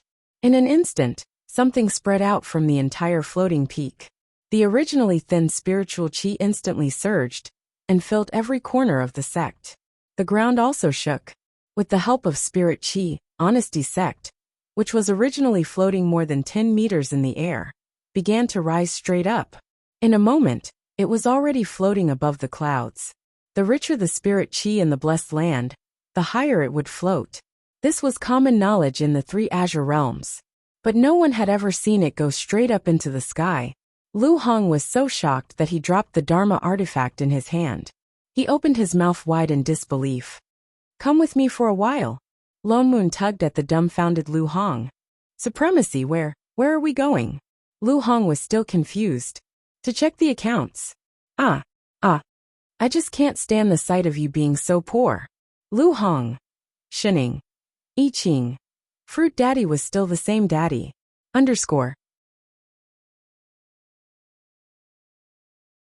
Chapter 307. Shening and the others stayed at Honesty Sect.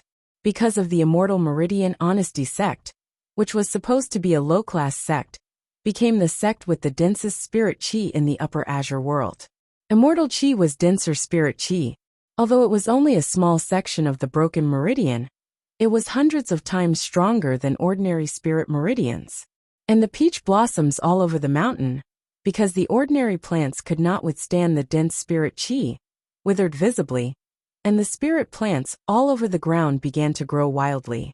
Perhaps it was a coincidence that the floating peak they lived on was called Flutterless Peak. For convenience, Lone Moon changed it to Invincible Peak. Perhaps because he mistakenly entered a poor sect, Lone Moon felt that it hurt his dignity as a CEO. After that day, he dragged Lu Hong to check the accounts, and did not return for a few days. The entire Honesty sect suddenly became busy, and one could often see low-level disciples rushing by. The quietest ones were the master and disciple on Invincible Peak.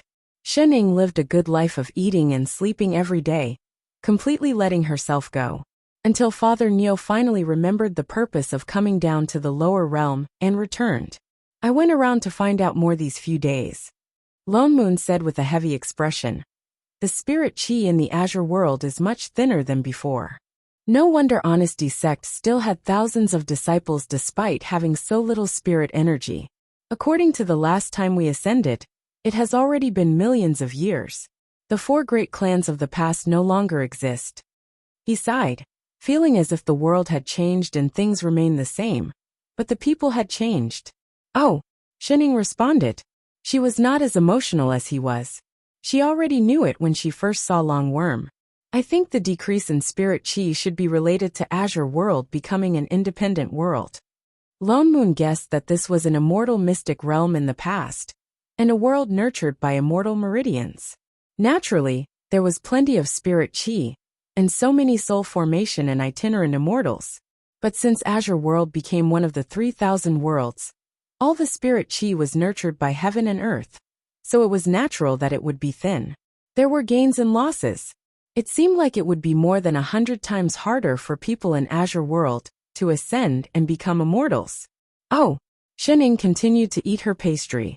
The other half of the immortal meridian that I planted will slowly be assimilated by the Azure world. It won't last long, Lone Moon said seriously. That's why we have to get Chef to cultivate as soon as possible. Huh?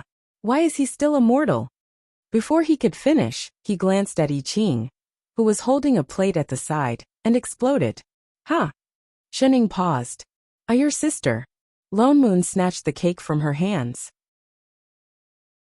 Didn't I give you the basic cultivation jade slip for you to teach him? What have you been doing these past few days? At least teach him how to draw qi into his body. It's been almost half a month. How come he hasn't even cultivated qi? So troublesome. Troublesome my ass. You're just lazy. Father Neo, Shening suddenly said seriously. Are you sure you want me to teach you? Dang. He stopped mid-sentence. A row of images of adamantine Barbie flashed through his mind, and the corner of his mouth twitched. I teach. Gnashing teeth. JPG damn it.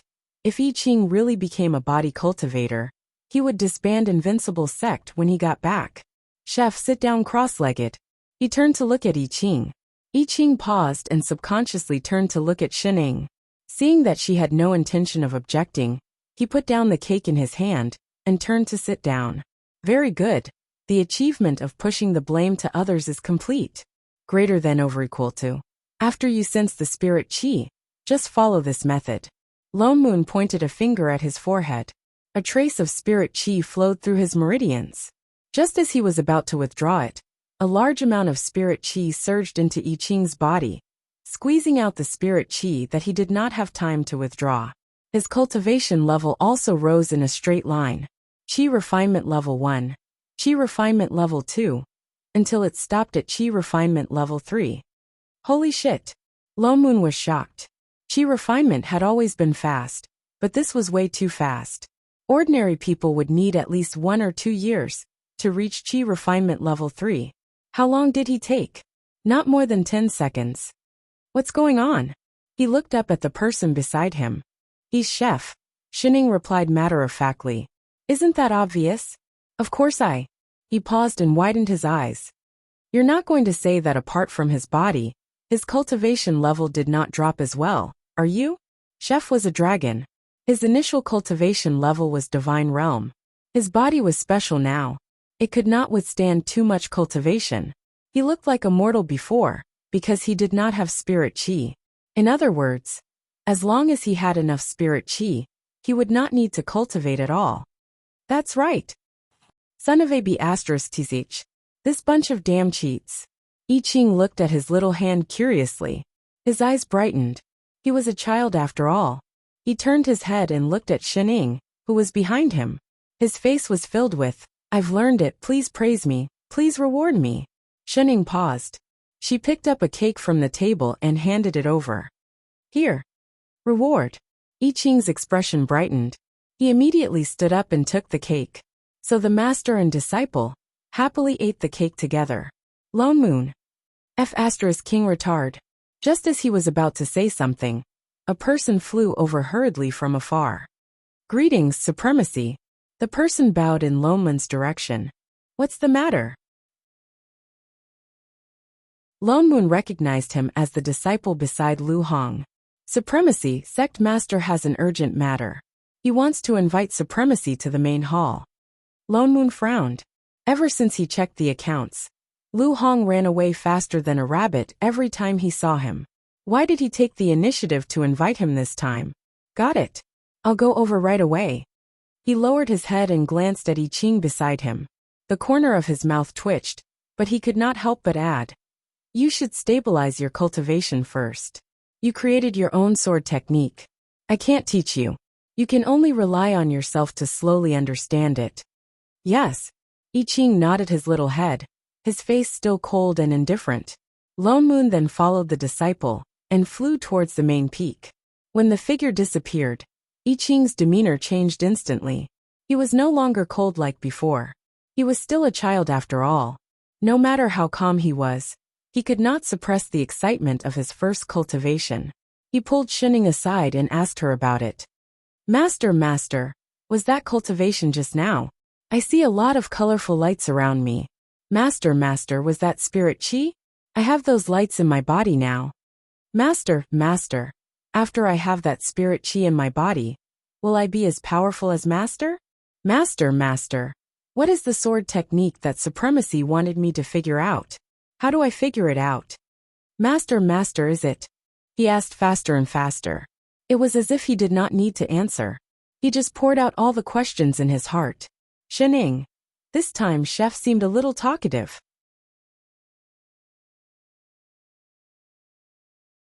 Chapter 308. She glanced at the person in front of her, whose eyes were bright with excitement, and who kept asking questions. Shening wanted to answer a few times, but she couldn't get a word in. Her ears were filled with his rapid-fire voice. After asking dozens of questions, he finally seemed to be tired. His voice became slower and slower, and his eyelids drooped down, looking like he was about to fall asleep. He was a child to begin with. He had cooked 2 meals in the morning, and had just learned how to draw qi into his body. It was normal to be tired. Master, I often don't understand what you're talking about. Did I forget something? Master, I can cook a lot of delicious food, so you'll always be with me, right? Master, I Ching likes you more than Grandma Wang. With that said, he seemed to be unable to hold on any longer. His little body swayed and fell forward, looking like he was about to hit the ground. Shening casually scooped him up and carried him back, her eyes darkening. With a sigh, he turned around and walked into the house. Hopefully he wouldn't sleep for too long. After all, he still had dinner. Speaking of which, who was Grandma Wang? Fortunately, Chef only slept for 2 hours before waking up. I Ching rubbed his eyes and got up. He was stunned when he saw Shening guarding by the bed. His little eyes brightened instantly. He didn't know why, but he felt warm in his heart. When he was in the small mountain village, he was always alone. That was why he was especially envious of the other children in the village. They had parents beside them when they slept. Even Ñoño had Grandma Wang. Only he didn't. Every day he slept alone and woke alone. Although he was already used to it, he always felt that somewhere was empty. But now he seemed to have one too. He had a master. He turned and hugged the person beside him. His whole little head was buried in her. Shening didn't pay attention, and was almost knocked down by him. She hurriedly moved one leg to the side to stabilize herself. Coincidentally, she kicked the bamboo basket at the side. With a crash, fruit cores fell all over the ground. I Ching was still in her arms. He looked at the fruit cores on the ground, then looked at Xining. Suddenly he understood something. His little brows furrowed in disapproval. Xining subconsciously looked at the sky, pretending that she didn't see anything. Master, didn't you say that these fruits are not ripe yet, and can't be eaten for the time being? This is actually what Father Niu ate. Yes, definitely. Master. All right, I was waiting for you to wake up. I was bored after sitting for too long, so I ate a few. You finished eating. Chef had indeed changed. He never talked about her in the past. He must have been led astray by Father Niu. Master. I Ching sighed and sat up straight like a little adult. His face was serious, and he was about to say something. Suddenly, a childish voice came from the door.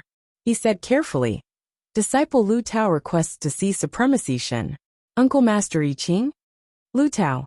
Who? Xining paused. Seeing that there was no response from the outside, he probed. Supremacy, little Uncle Master, are you there? Here. I Ching answered and immediately jumped down from the bed. He brushed off the wrinkled corner of his clothes and glanced at Xining. Come in. Only then did the creaking sound of the door being pushed open. Unexpectedly, a child about the same age as I Ching came in. He had a round face and small eyes filled with curiosity. He looked surprisingly round. Alright, very round. This was a little fatty.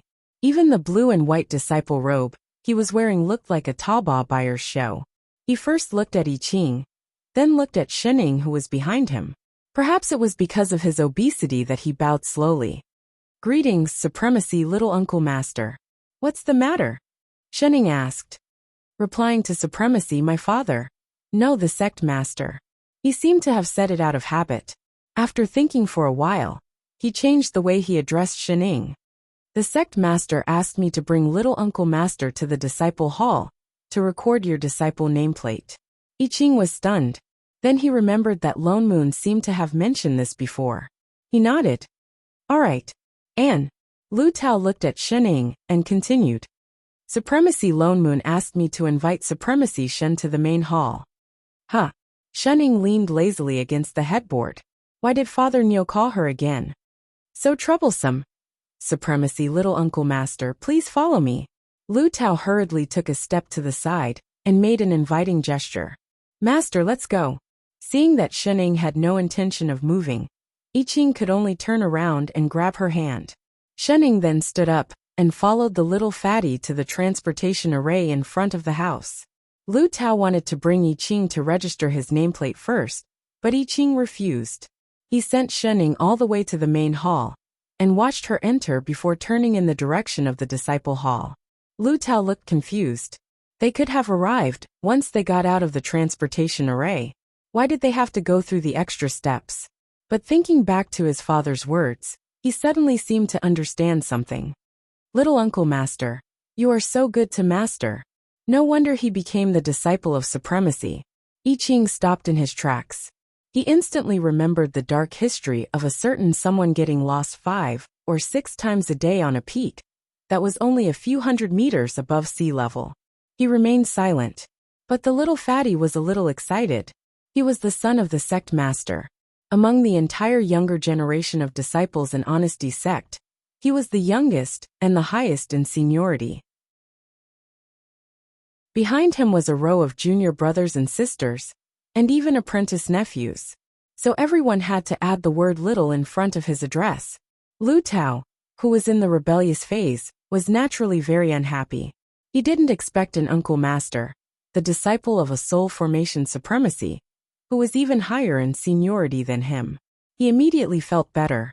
So before the other party registered his nameplate, he called him Little Uncle Master first, with a very warm attitude.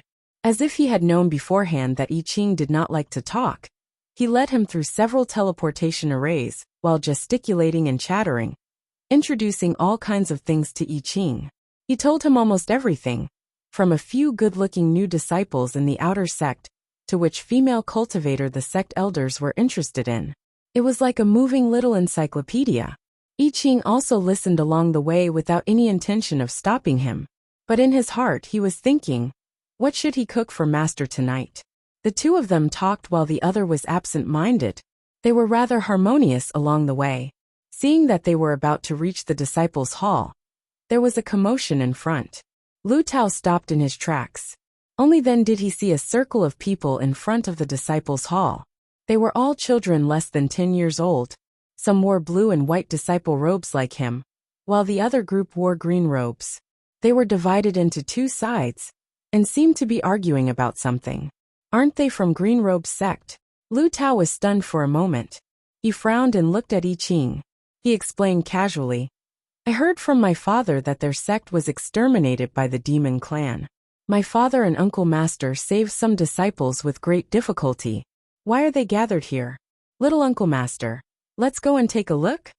Yes. Chapter 309. I Ching nodded and walked over quickly. Before they got close, a small figure suddenly flew out of the crowd and fell in front of them with a thud. Lu Tao was stunned, and his eyes widened. Little junior brother. He obviously knew him, and hurried to help him up. It's little Uncle Master Lu Tao. Someone shouted, and the people who had gathered there all rushed over. Lu Tao held the fainted person in his arms, and his already fat face puffed up even more. Who hurt little junior brother? It's me. Before the crowd could answer, a male voice came from the opposite side. The crowd immediately made way, and a thin and weak child walked over. He wore a green robe, and his eyes were full of disdain. He snorted and said, Who asked him to look down on people? Who are you? Lu Tao's chubby little face scrunched up. I am. Before the other party could answer, I Ching was stunned and blurted out, Dog. He was actually the same child, who had no parents back in the small village. Only then did the young man in green see I Ching beside him. Wild boy, you are actually still alive. The child was shocked, and seemed to think of something. He glanced at Lu Tao beside him, and his eyes were full of disdain. I didn't expect you to actually join Honesty Sect, and I am Jingqi, a disciple of Green Robe's sect. Remember it? Oh. I Ching seemed to not care at all, and added, I am I Ching. Jingqi frowned, and some anger rose inexplicably. But Lu Tao fed the disciple in his arms an elixir, and looked up at Jingqi. Why did you hurt my little junior brother? He stopped us from entering the disciple hall first, Jingqi said angrily. He is not as skilled as others, so he can't blame us. You are talking nonsense. As soon as he finished speaking, a disciple beside him retorted, It was clearly your people who stole the sect's spirit herbs. So senior brother stopped you here, you bunch of thieves. Who stole your spirit herbs? Don't you slander us. Jingqi said indignantly. How dare you deny it? The disciple pointed at a little girl behind him and said, The ones on her head are the ones. Only then did everyone turn to look at the little girl behind Jingqi. Sure enough, she was wearing a garland on her head. There were colorful flowers on it, faintly exuding spiritual energy. That's the spirit grass that the sect leader told us to plant. Little senior brother has been taking care of it for more than a month. But as soon as they came, all of them were plucked clean. That was why they came to stop them. As soon as these words came out, everyone looked at the little girl. They were all young, and anger came quickly and directly. Even among the disciples of the Qingyi sect, there were many whose expressions changed. The little girl was so scared that she took a step back and hid behind Jingqi. Her eyes turned red at once, and she grabbed the corner of Jingqi's clothes tightly. With a crying voice she said anxiously, I don't know, I just think those flowers are pretty, big brother Jingqi. Jingqi immediately put on a distressed expression. He was clearly still a child, but he directly turned around and hugged the little girl, who was 1 year older, into his arms and comforted her. The scene was a little awkward no matter how one looked at it. Little junior sister, don't cry. My heart will ache. With that said, he turned around and glared at the other children in front of him. Isn't it just some broken grass? It's worth it for you to bully people like this. After understanding the cause and effect, Lu Tao was furious. It was clearly the other party who stole the spirit herbs first and injured them later, but she could still be so righteous. Stealing the sect's spirit herbs is a big crime. She must be punished for stealing. The little girl cried even more sadly. Are you all deaf? Jingqi glared at him and said, "My little junior sister already said that she didn't do it on purpose. She didn't even know that it was a spirit herb. As the saying goes, those who don't know are not guilty. This matter can't be blamed on her. At most, we will return it to you in the future. Whether she knows or not, the spirit herbs are with her now." Lu Tao said seriously. She should be punished. Moreover, you injured my junior brother just now, so you're the same. You. Jingqi became even angrier, his face full of anger, as if he had been greatly wronged. Suddenly, he thought of something, and turned to look at I Ching beside him. "Wild boy, do you think so too?" Huh. I Ching was stunned, and a trace of confusion flashed across his face. He had just thought of the 10th dish he was going to make for Master tonight. "My junior sister is still a child. Do you really have to be so aggressive?" He said this as if the others were not children. I Ching glanced at the little girl behind him with a frightened face, and then understood what he was asking. His little face darkened, and after a while he said, "Wrong is wrong." "You." Jingqi's face was full of disbelief, as if he had been betrayed. "You are actually such an ungrateful person. Do you know that little junior sister is the daughter of the green robe sect master?" I Ching was stunned, but his expression did not change. "Then, does it have anything to do with this? If not for the protection of the green robe sect, the people in our village would have been eaten by demons long ago. I didn't expect that once you joined Honesty sect, you would help others to deal with the daughter of your benefactor." He said righteously, "You are really too cold-blooded." I Ching frowned. The villagers were obviously saved by Master and Supremacy Lone Moon. What did this have to do with the Green Robes sect? Cut the crap. Lu Tao could not bear to listen anymore. He looked at the surrounding disciples and said, "Catch these 2 thieves who stole the spirit herbs and hurt people." The surrounding disciples immediately surrounded them. Jingqi still protected the little girl behind him, and pulled out his sword and looked at the crowd fiercely. But the other Green Robes disciples who were originally following behind him looked at each other and hesitated. You are just relying on your numbers." Jingqi laughed coldly, and something flashed in his eyes. He still looked at the children arrogantly. "I didn't expect that the dignified Honesty sect is also a group of shameless scoundrels. You can't win, so you want to bully others with your numbers." "Who can't win?" Lu Tao glared at him angrily. "Didn't I defeat that junior brother of yours just now? He is a sword cultivator so weak. Don't speak ill of my Honesty sect." Lu Tao was furious. He pointed at him angrily and said, "My junior brother just entered the sect not long ago, and is only at the 2nd level of chi refinement. You are at the 3rd level. Of course he can't win you. Fight with me if you dare." "All right, let's fight." A hint of joy flashed in Jingqi's eyes. "If you lose, you have to let us into the Hall of Disciples and apologize to my junior sister." "All right," Lu Tao nodded and said, "If you lose, you have to apologize to my junior brother too." "All right." I Ching frowned.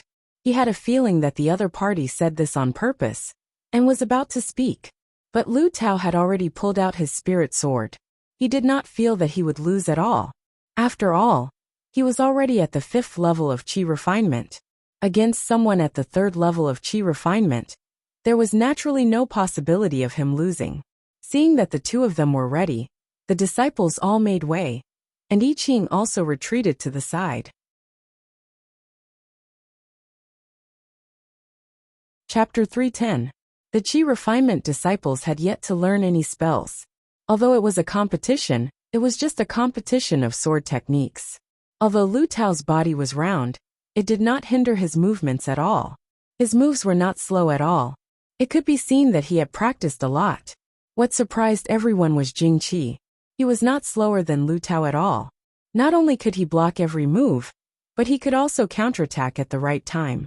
I Ching could not help but be surprised. Jingqi had only joined Green Robe sect for a few months. He did not expect his sword techniques to be so powerful. He did not look like he was only at the 3rd level of chi refinement. But his cultivation was lower than Lu Tao's after all. He had some advantages at the beginning, but Lu Tao's cultivation did not increase for nothing. After a long time, Jingqi's spirit power was obviously not enough, and he began to lose. So Lu Tao sped up his sword moves and attacked directly, intending to end this competition. He even deliberately moved half an inch to prevent hurting people. The sword was about to land on his opponent's neck. Jing Qi's complexion suddenly sank. With a turn of his hand, a red flame instantly rushed towards Lu Tao, striking him away. The next moment there was a bang. Lu Tao fell several feet. Fortunately, he was wearing a Dharma robe, which directly absorbed the flame. Other than a little pain, he was not burned by the fire. However, Jing Qi's sword was already pressed against his neck. Jing Qi looked at him mockingly and said coldly, "Damn fatty, you've lost." Lu Tao was stunned. He looked at the sword that fell not far away, and did not react for a moment. The people present all exclaimed in a low voice, "That was the fire manipulation art, right? He can manipulate fire at the 3rd level of Qi refinement. So powerful. That is a spell that can only be used by Foundation Establishment cultivators." He actually defeated Little Uncle Master Lu Tao. Little Uncle Master is at the 5th level. Yes, I did not expect Green Robe's sect to have such a powerful person. I heard that he has a heaven spirit root. For a moment, everyone looked at Jing Qi with excitement. Even the hostility just now had lessened a lot. Jing Qi snorted coldly, as if he did not see their shocked expressions. He looked at the people below with even more disdain. "Damn fatty, admit defeat. Quickly apologize to my little junior sister." Lu Tao was not angry, nor did he feel humiliated. He quickly got up and bowed to the little girl not far away. "I'm sorry. You can go to the disciples' hall now." After thinking for a moment he added, "But I will still tell the sect leader about you guys plucking the spiritual herbs and injuring little junior brother." This was a different matter. He was still very clear about it. "You." Jing Qi was exasperated, and the way he looked at Lu Tao became even fiercer. After a while he took a deep breath. Because they were in Honesty Sect's territory, he had to bear with it. Glancing at the fatty in front of him, he couldn't help but mock. "Looks like your Honesty Sect isn't that great? A 5th level Qi disciple can't even beat a 3rd level Qi disciple like me. You know how to control fire. I really can't beat you." Unexpectedly, Lu Tao admitted it with a serious face. How could a child who was less than 10 years old have so many twists and turns? Even the other disciples nodded their heads, as if they did not understand the mockery in his words. Jing Qi felt as if his heart was being stifled for a moment. His anger was unable to rise or fall, and he just wanted to find an exit. Turning his head, he saw I Ching, who had just come with the fatty. His eyes darkened instantly, and he pointed directly at him. "Hey, wild boy, we are also from the same village. Why don't we have a competition too?" For some reason he just couldn't stand this person. They were both orphans, but he seemed to be one head above him in every way, whether in the village or now. He often called people uncle and auntie, but the villagers preferred him who didn't talk much. He was lucky to join an immortal sect, but he turned around and joined the bigger Honesty Sect, as if he was born to be his nemesis. "Don't worry, I won't use the fire manipulation art," he said with some eagerness, as if he wanted to prove something. "We are both Qi disciple level 3. "No." I Ching rejected instantly. "Why?" He was stunned for a moment, and then he laughed coldly and provoked him. "Are you afraid that you can't beat me and lose to me?" "Yes, I can't beat you." He hadn't learned sword techniques yet. Jing Qi was speechless. He didn't expect I Ching to really admit it. Suddenly, it was like punching cotton, and he felt depressed and suffocated. I Ching thought for a while and added, "I'm not free either." He had to go back and cook for Master later. It took him a lot of effort to think of 20 dishes. With that said, he directly turned and walked into the disciples' hall without waiting for the other party's reaction, and also called the little fatty away. Only Jing Qi was left, his face dark, and his hands by his side instantly clenched. In the main hall, Sect Master Lu Hong sighed and looked at Lo Moon beside him. "I didn't expect the demon race to be so rampant now. They actually dared to gather people to attack an immortal sect. Green Robe's sect was careless, and thus fell into their hands. They didn't activate the protective mountain array?" Lo Moon frowned. Normally, every sect would have a protective mountain array to block the enemy's attack, and to buy time for rescue. Green Robe's sect was not far from Honesty sect. Even if the rescue was not in time, it wouldn't be to the extent of being wiped out, right? I also don't know why their protective mountain array was not activated. Lu Hong shook his head. By the time I received the news, it was already too late. But I found the demonic aura of a 10th level demon king there. I'm afraid that even if the array was activated, it would not be able to stop those demons. 10th level? The demon king personally attacked? He suddenly thought of a certain rabbit. When did the demon race become so courageous? So many demons, why did they attack a small sect? I also don't understand this matter. Lu Hong also looked puzzled. They usually didn't have much contact with Green Robe's sect, but they also knew that it was a sect poorer than them. Apart from the sect master who was a nascent soul, there were very few golden core disciples in the sect. When Junior Brother and I received the message and rushed over, the entire Green Robe sect was almost slaughtered. Shening, what do you think happened? Lone Moon looked at Shening beside him. Huh. Shening looked up. The demon race attacked Green Robe's sect. The corner of Lone Moon's mouth twitched. They were in a meeting after all. Even if she was pretending, she should at least be more serious. Green Robe's sect is less than 100 miles away from here. To the south. Thinking of her poor sense of direction, he immediately changed his words. It's the immortal sect near the village that I Ching was previously at. Oh! Shening seemed to have just reacted. The demon race has never acted in groups. Lone Moon frowned. First it was that small village, then Green Robe's sect. So many demons appeared together, and they were all nearby. There must be another reason. Shen Ying's eyes narrowed. After a while she said, "That alarm." As expected, Lone Moon's heart could not help but tighten.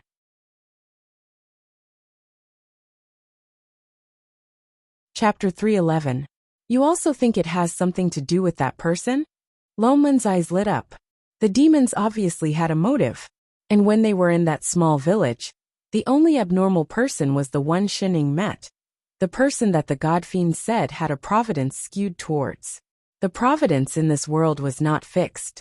It was rarely concentrated on one person, but the total amount did not change. In other words, if one person had more providence, it would be less relative to others. There were gains and there were losses. Shening said that she met the person who had providence skewed towards, and he had already left. And that night, the demons attacked the village. Then the immortal sect next to it, Green Robe sect, was also annihilated. They were so close that it was impossible not to think of them. Supremacy, what do you mean? Did you figure out the reason? Lu Hong was dumbfounded. Nothing.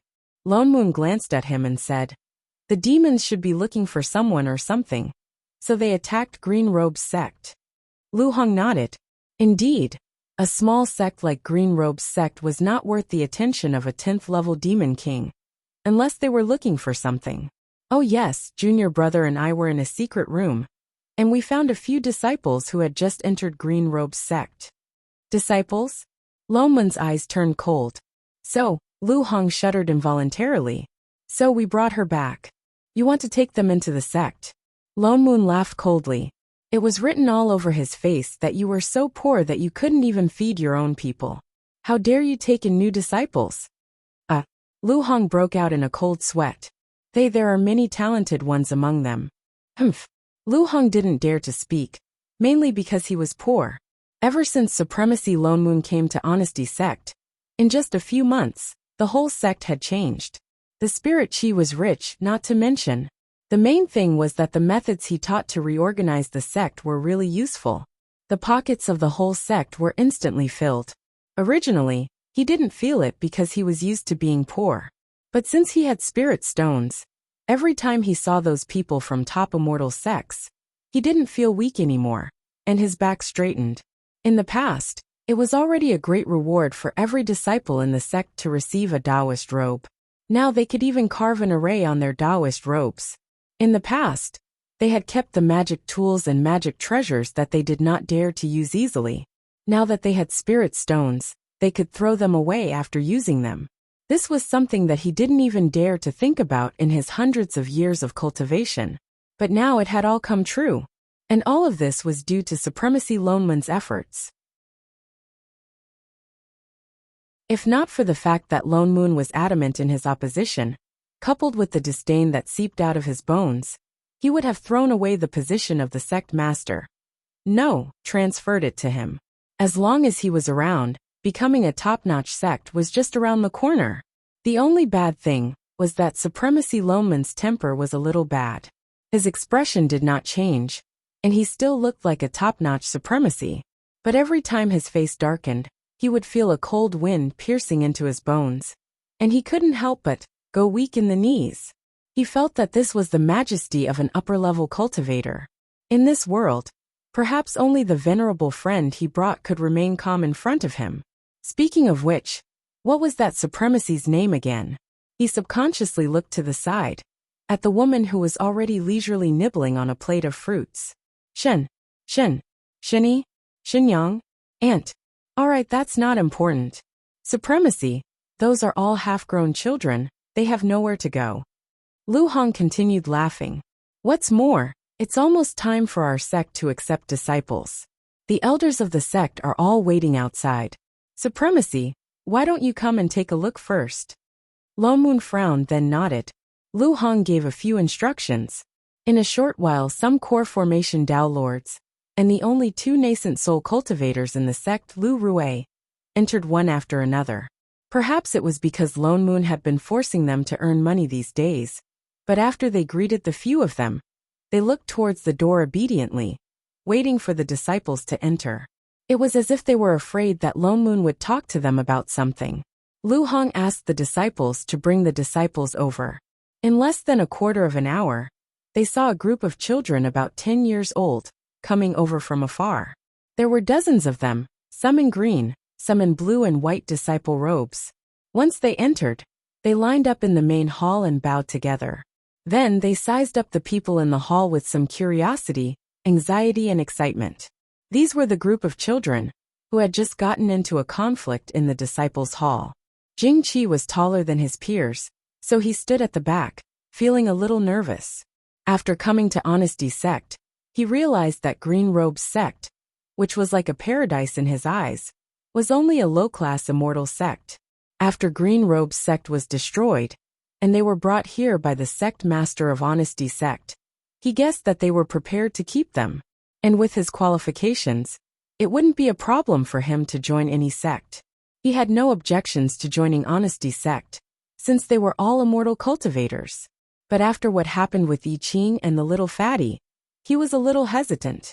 A gentleman does not stand under a collapsing wall. He only found out afterwards that the little fatty was the son of the sect master, and he had already offended him. Though he didn't feel regret, if he stayed here in the future, he would definitely seek revenge. Unless, he couldn't help but look up to the front. He heard that 2 soul formation supremacies came to Honesty Sect a few months ago. If he could join them, he wouldn't have to worry. He couldn't help but glance at the 2 people sitting at the top, but suddenly met a pair of slightly narrowed eyes. He got a shock and froze instantly, but the person sitting at the top tilted her head. Yo, it really was her. What's the matter?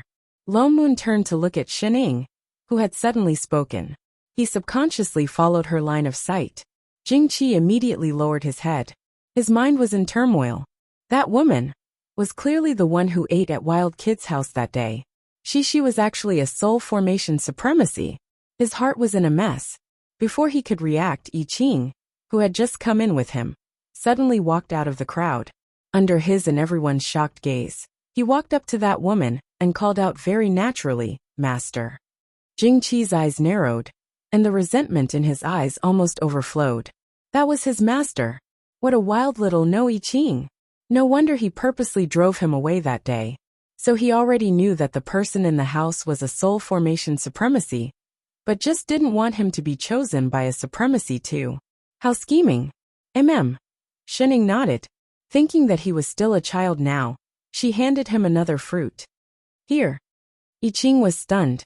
He looked at the fruit in her hand and took it. His little brows frowned subconsciously, but he still replied, "Thank you, master." He already said that the fruit wasn't ripe.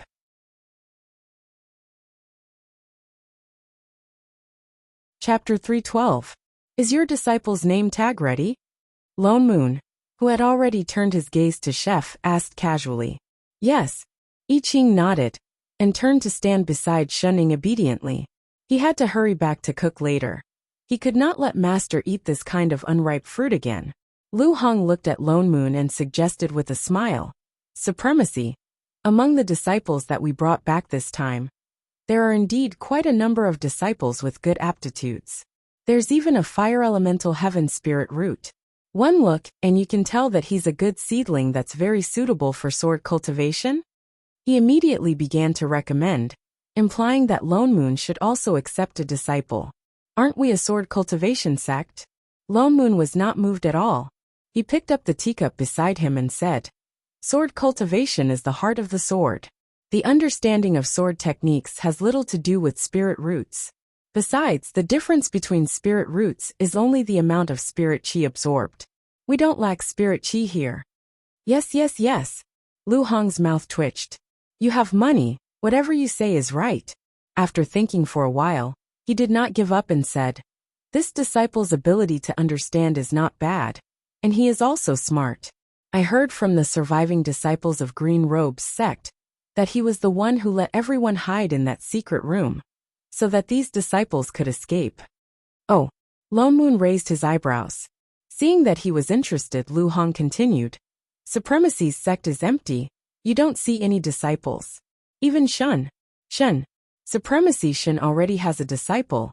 Why don't Supremacy also accept one, so that you can pass on your mantle? Lone Moon's mouth twitched. Who said he was empty? There were still more than 200 disciples in the invincible heavenly palace in the immortal world. Which one of them was not taught by him? If not for shunning this cheat, would they be able to cultivate crooked? Could they? Even now, I Ching said that he was Shen Ying's disciple, but in the end, he was still the one who taught them. Seeing that he did not reply for a long time, Lu Hong thought that he had admitted it. He quickly looked up at the group of little radishes in front of him, and waved at Jing Qi, who he had met once at the back. Come child, come to the front, let Supremacy see. The children were stunned, and turned around curiously.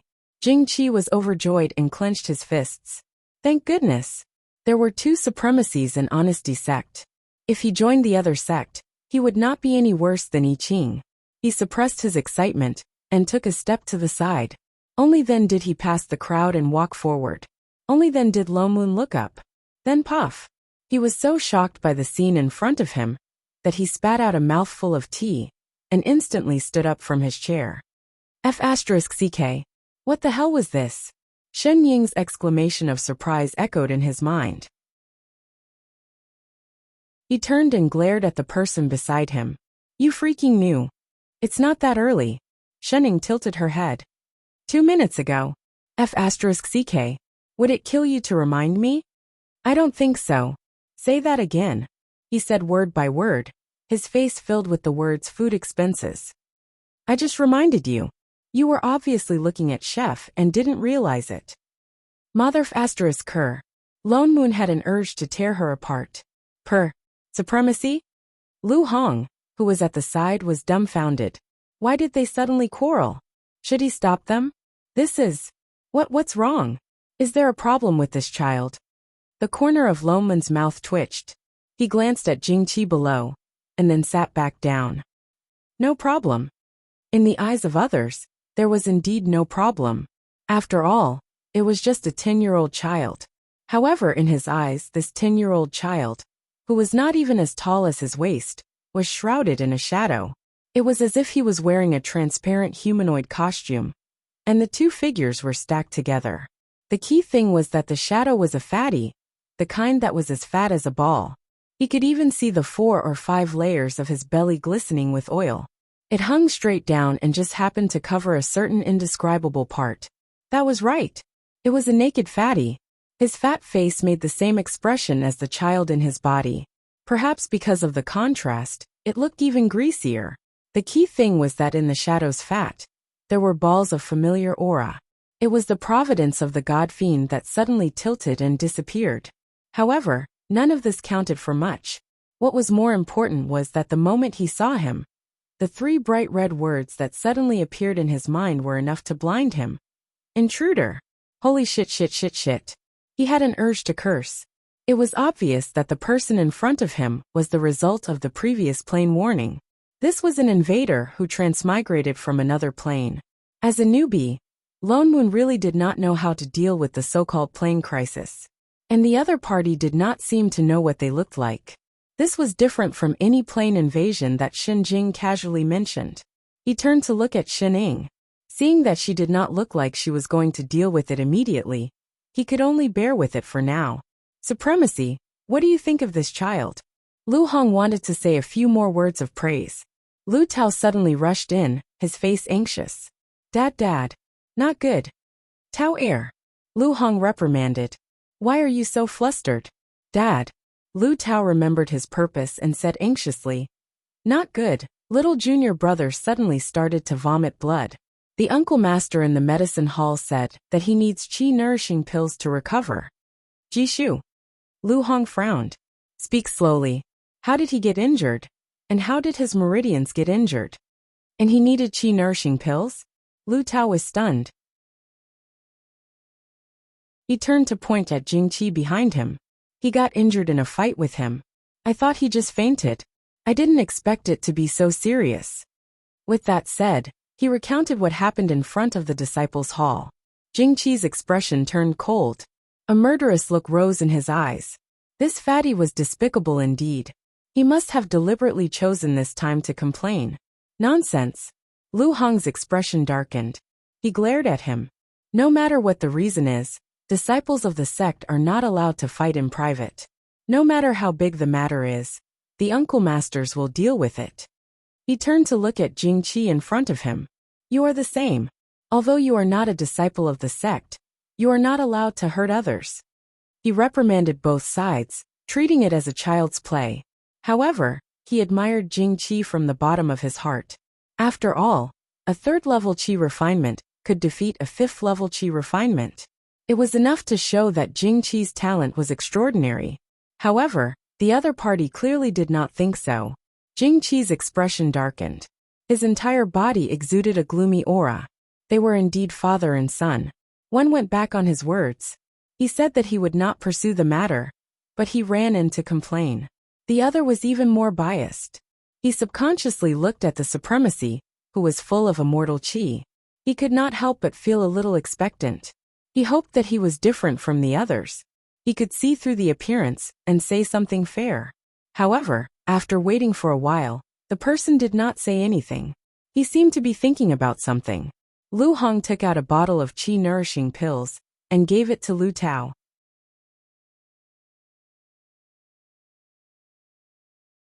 Chapter 313. Give it to your junior brother. Let him receive his punishment after he recovers. With that said, he looked at Jing Qi and added, You too go receive your punishment later. Thank you, father. Lu Tao was delighted. Perhaps he was thinking about his junior brother. He ran out quickly, not even looking at Jing Qi who was beside him. Instead, Jing Qi's hands tightened. The resentment in his heart grew. They were all punished, only Lu Tao was fine. He was indeed biased. Supremacy. After dealing with this little episode, Lu Hong looked at Lone Moon, still unable to resist persuading him to accept a disciple. Look at this child. After the complaint just now, Jing Qi was both nervous and expectant. A soul formation supremacy should be different. In the next moment, he heard the other say a few words. I don't accept disciples. With that, Jing Qi's heart turned cold. The expectant expression on his face instantly darkened. A wave of anger immediately surged up. What soul formation supremacy? This group of people were indeed the same. To think that he still had a bit of expectation. Lu Hong was stunned. Supremacy, why don't you reconsider? After all, a heaven spirit root is rare. Moreover, it was a fire spirit root. No need. I have no intention of accepting disciples today anyway. And sword cultivators do not value spirit roots. No matter how talented a spirit root is, in my eyes, it is the same as the 5 spirit roots. Lone Moon continued. Sword cultivators value temperament more. Any kind of spirit root is fine for a good temperament. Moreover, having I Ching as a disciple on my mountain is enough. The others are just trouble. He still had to take care of food, and besides, who could compare to I Ching's special physique? Seeing this, Lu Hong did not continue persuading. Sigh, alright, if that's the case then. Don't look down on me. Before he finished speaking, Jing Qi, who was below, looked like he could not help but look angry and humiliated. He raised his head and glared at Lone Moon. If you don't like me, just say it. What temperament? You don't have to mock me openly and implicitly. Aren't you just biased towards that little fatty? That's why you don't accept me? As soon as he said this, not only Lone Moon, but everyone present was shocked by this young man who suddenly looked angry. What was this? Don't think that I can't tell. But he still looked as if he had seen through the truth. He pointed at the crowd and said, You people from Honesty Sect are all birds of a feather. You can't tell right from wrong, and only know how to protect your own people. Our Green Robes sect has been exterminated, but at least we still have a backbone, and we can't be humiliated by others. Don't look down on us. Impudent. Lu Hong finally reacted. Was he feeling resentful because of a single rejection?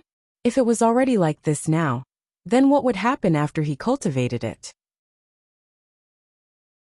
Instantly, his good impression of Jing Qi fell to the bottom. Initially, he was thinking that if the supremacy did not want it, it would not be a bad idea for him and his junior brother to take in such a good spiritual route. However, from the looks of it now, the Venerable One was right. The spiritual route was secondary. The most important thing was one's temperament. What? Are you angry because I've hit the mark? Old fool. Jing Qi still looked like he was not afraid of power. He even looked at Shening and Lone Moon provocatively and snorted. Humph. So what if he was a venerable? This young master doesn't care. Even without you, I will stand at a higher position than you one day. It was getting more and more ridiculous.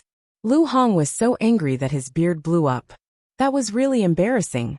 He was the one who thought the most of this kid. Now that he made such a scene, it was like slapping him in the face in front of everyone. So young, and yet you have such a big mouth. But he was still a kid after all, and he could not punish him too harshly. He directly called 2 disciples in, lock him in the forbidden room at the back of the mountain, and let him reflect on his mistakes. Yes, the 2 disciples immediately went forward to pull him, but Jing Qi directly pushed them away, and even took out his spirit sword. Do you still want to kill him to silence him? The corner of Lu Hong's mouth twitched. Such a young kid. Where did these dark thoughts come from? He sighed, and did not want to talk more with him. He directly conjured a seal to fix him on the spot, and then waved his hand to let the disciples take him away. Not to mention taking him in as a disciple. He had to consider whether to take him into the sect now. After all, it looked like his brain was not working well. Jing Qi was only at Qi refinement, and naturally could not resist a nascent soul cultivator.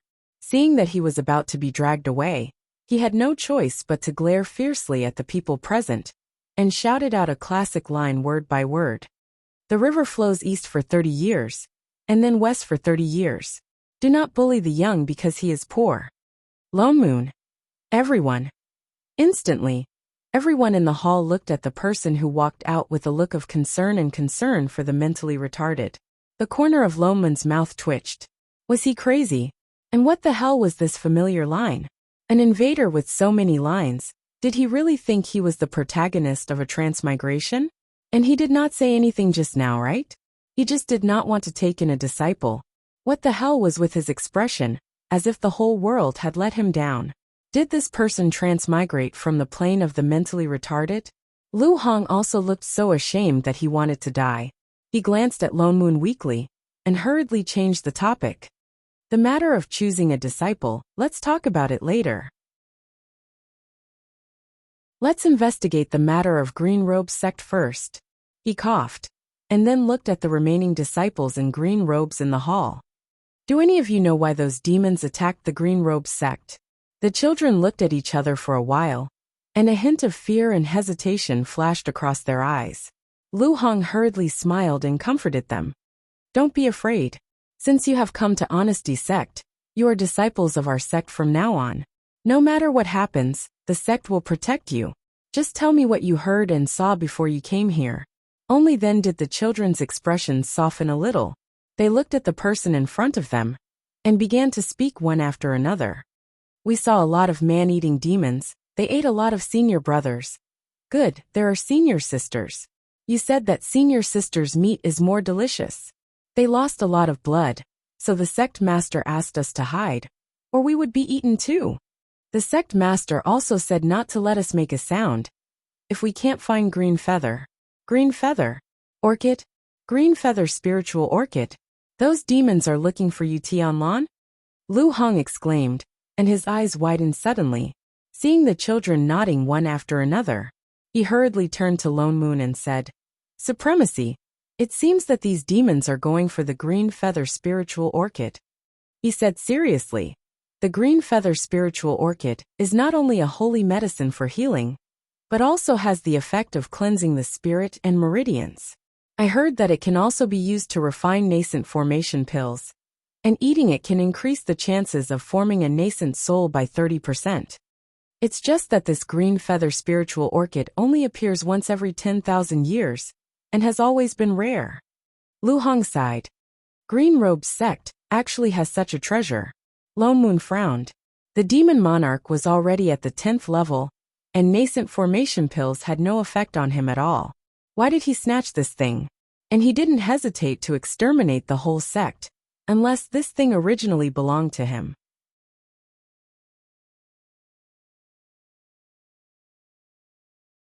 Chapter 314. For some reason, he felt that this matter might have something to do with that retarded, oh no, the invader. But he didn't expect the 3 Azure Realms to be so poor now. Even the green feather spiritual orchid was a treasure that everyone fought for. He remembered that most of the radishes that Rabbit gave Shunning every day were of this type. Occasionally, 1 or 2 such weeds would grow in the back mountain of Invincible Sect. He was thinking about the invader. After figuring out the demon's motive, he wasn't very interested in what happened next. After bidding farewell to Lu Hong, he pulled Shining and I Ching back to Invincible Peak. How do you plan to deal with that Chinibyu? Once they reached the peak, Lone Moon asked directly. Open the plane door and chase him back? I can't. Shining shrugged. What do you mean? How could there be someone in this world that you can't chase away? He looked suspicious. Shining picked up a fruit out of habit. Just as she was about to eat it, I Ching suddenly snatched it from her and handed her a pastry. She paused and stuffed it directly into her mouth. He's mixed. Lone Moon paused. He suddenly thought of the fat shadow that wrapped around him. You mean the providence on him? That was the providence that belonged to this world. If they threw him back to his original plane now, it would indeed affect it. No. Shunning tilted her head. Providence is just some data. If it's missing, we can just add it. There was no difference. Lone Moon's mouth twitched. You're insulting all the children of Providence in novels. The point is the person who mixed. Person? Lone Moon paused. His eyes widened. You mean his current body? Indeed, in their eyes, Jing Qi was a fatty who had invaded their world. To outsiders, he was just a 10-year-old child. It was obvious that the fatty was the true body of the invader, which meant that the other party was a soul transmigrator. You're not going to say that the unlucky ghost that he possessed is still in his body, are you? Yes. Shining nodded. Holy shit. Lone Moon cursed. Indeed, he couldn't just kick him back like that, because he would kick 2 people at once. By then, it would be their people invading another plane. That's not right. He suddenly thought of something. Logically speaking, a body can only contain 1 soul. If his soul was possessed, the original soul should have been squeezed out. The system is incompatible. I'm trapped, Shining said. You mean to say that the original soul was trapped in the invader's body like the karma? Lone Moon suddenly thought of the karma that was trapped in the body of the Chinibyu. How could this be? Could it be that the invader's soul was stronger than the others? Shining lowered her head and thought for a moment before replying. Maybe he's wider. Wide. The corner of Lone Moon's mouth twitched. He thought about the layers of fat on the illusory figure. You're saying that because he was too fat, the soul and the karma in his original body were trapped and could not come out? Yeah. Right, your sister. Since when was being fat a superpower? Hey, Don't casually add a sense of existence to being fat. Then what do we do now? Are we going to let him stay here forever? With his belly full of karma, he might really become the male lead in the future. What about the original soul? We can't just let him stay here, can we? This was the first plane mission. Did they have to start with a high difficulty? Let's wait for him to exhaust. Exhaust? You mean we should exhaust his karma first? Lo Moon hesitated. He thought about it carefully. Indeed, the reason why the invader could trap the soul was more or less because of the karma. He had too much karma on him. Naturally, he would suppress others. Of course, the native soul could not resist him. The two of them were originally fused together. They could not casually separate them. After all, he was from another plane. The soul system was different. There might be some problems when they separated. But if the karma disappeared, the native soul would naturally instinctively resist. There would be problems when the two of them fused together. Then it would be much easier to attack. But he thought of another problem. Karma is not something that can be easily exhausted. He had amazing karma in the first place. Others could not exhaust his karma at all, unless he met someone with the same karma, or an opponent that he acknowledged himself and made him want to fight. Then it would be effective. We can't possibly create another cheat just for him. There is. Shunning suddenly turned to look at the kitchen. Chef. Lo Moon hesitated. He glanced at a certain little figure who was cooking on a chair, very serious. This was really a wise choice. Chef, come. Let's discuss how to slap his face. In order to exhaust a person's karma, one had to strike him when he was at his most complacent, so that he could not be satisfied. That way, he would want more and keep exhausting his own karma. The person who struck him down had to be the one who could make him want to compete with himself. And Chef was undoubtedly the best candidate. First of all, he came from the same village as the invader. They seemed to have the same starting point. Second, Chef was originally a dragon. He was destined to become a god. Even if the other party's karma was heaven-defying, he still needed to cultivate by himself. But Chef only lacked spirit chi. He could grow even with his eyes closed. In terms of speed, no one could be faster than him. Third, regarding the influence of karma, in theory, if that Jing Qi was lucky, a portion of people would be unlucky. This was the influence of karma, but Chef was a plain assistant. Although he could not completely bear the assistant seal because of his body, that seal was in his body. With this seal, all the rules in this world could not restrict him, including karma. That meant there was no need to worry at all that he would be affected by the invader's domineering aura. Finally, for some reason, that Jing Qi indeed seemed to have an inexplicable enmity towards Chef. He had already sensed it in the main hall earlier. Chef did not need to do anything at all to attract 100% of the other party's enmity. Lo Moon was just thinking about whether to let Chef go into seclusion and build his foundation before anything else, when something suddenly happened in Honesty Sect. The protective mountain array was activated instantly. The entire sect shook, as if someone was attacking the array. In the next moment, a series of demonic roars came from not far away. Demonic chi suddenly surged outside the mountain gate. Large amounts of black chi headed straight for the sect. Supremacy. A disciple hurried over with a horrified look on his face. A lot of demons suddenly appeared outside the mountain gate and surrounded the mountain gate. Sect Master asked me to invite Supremacy over. They really came.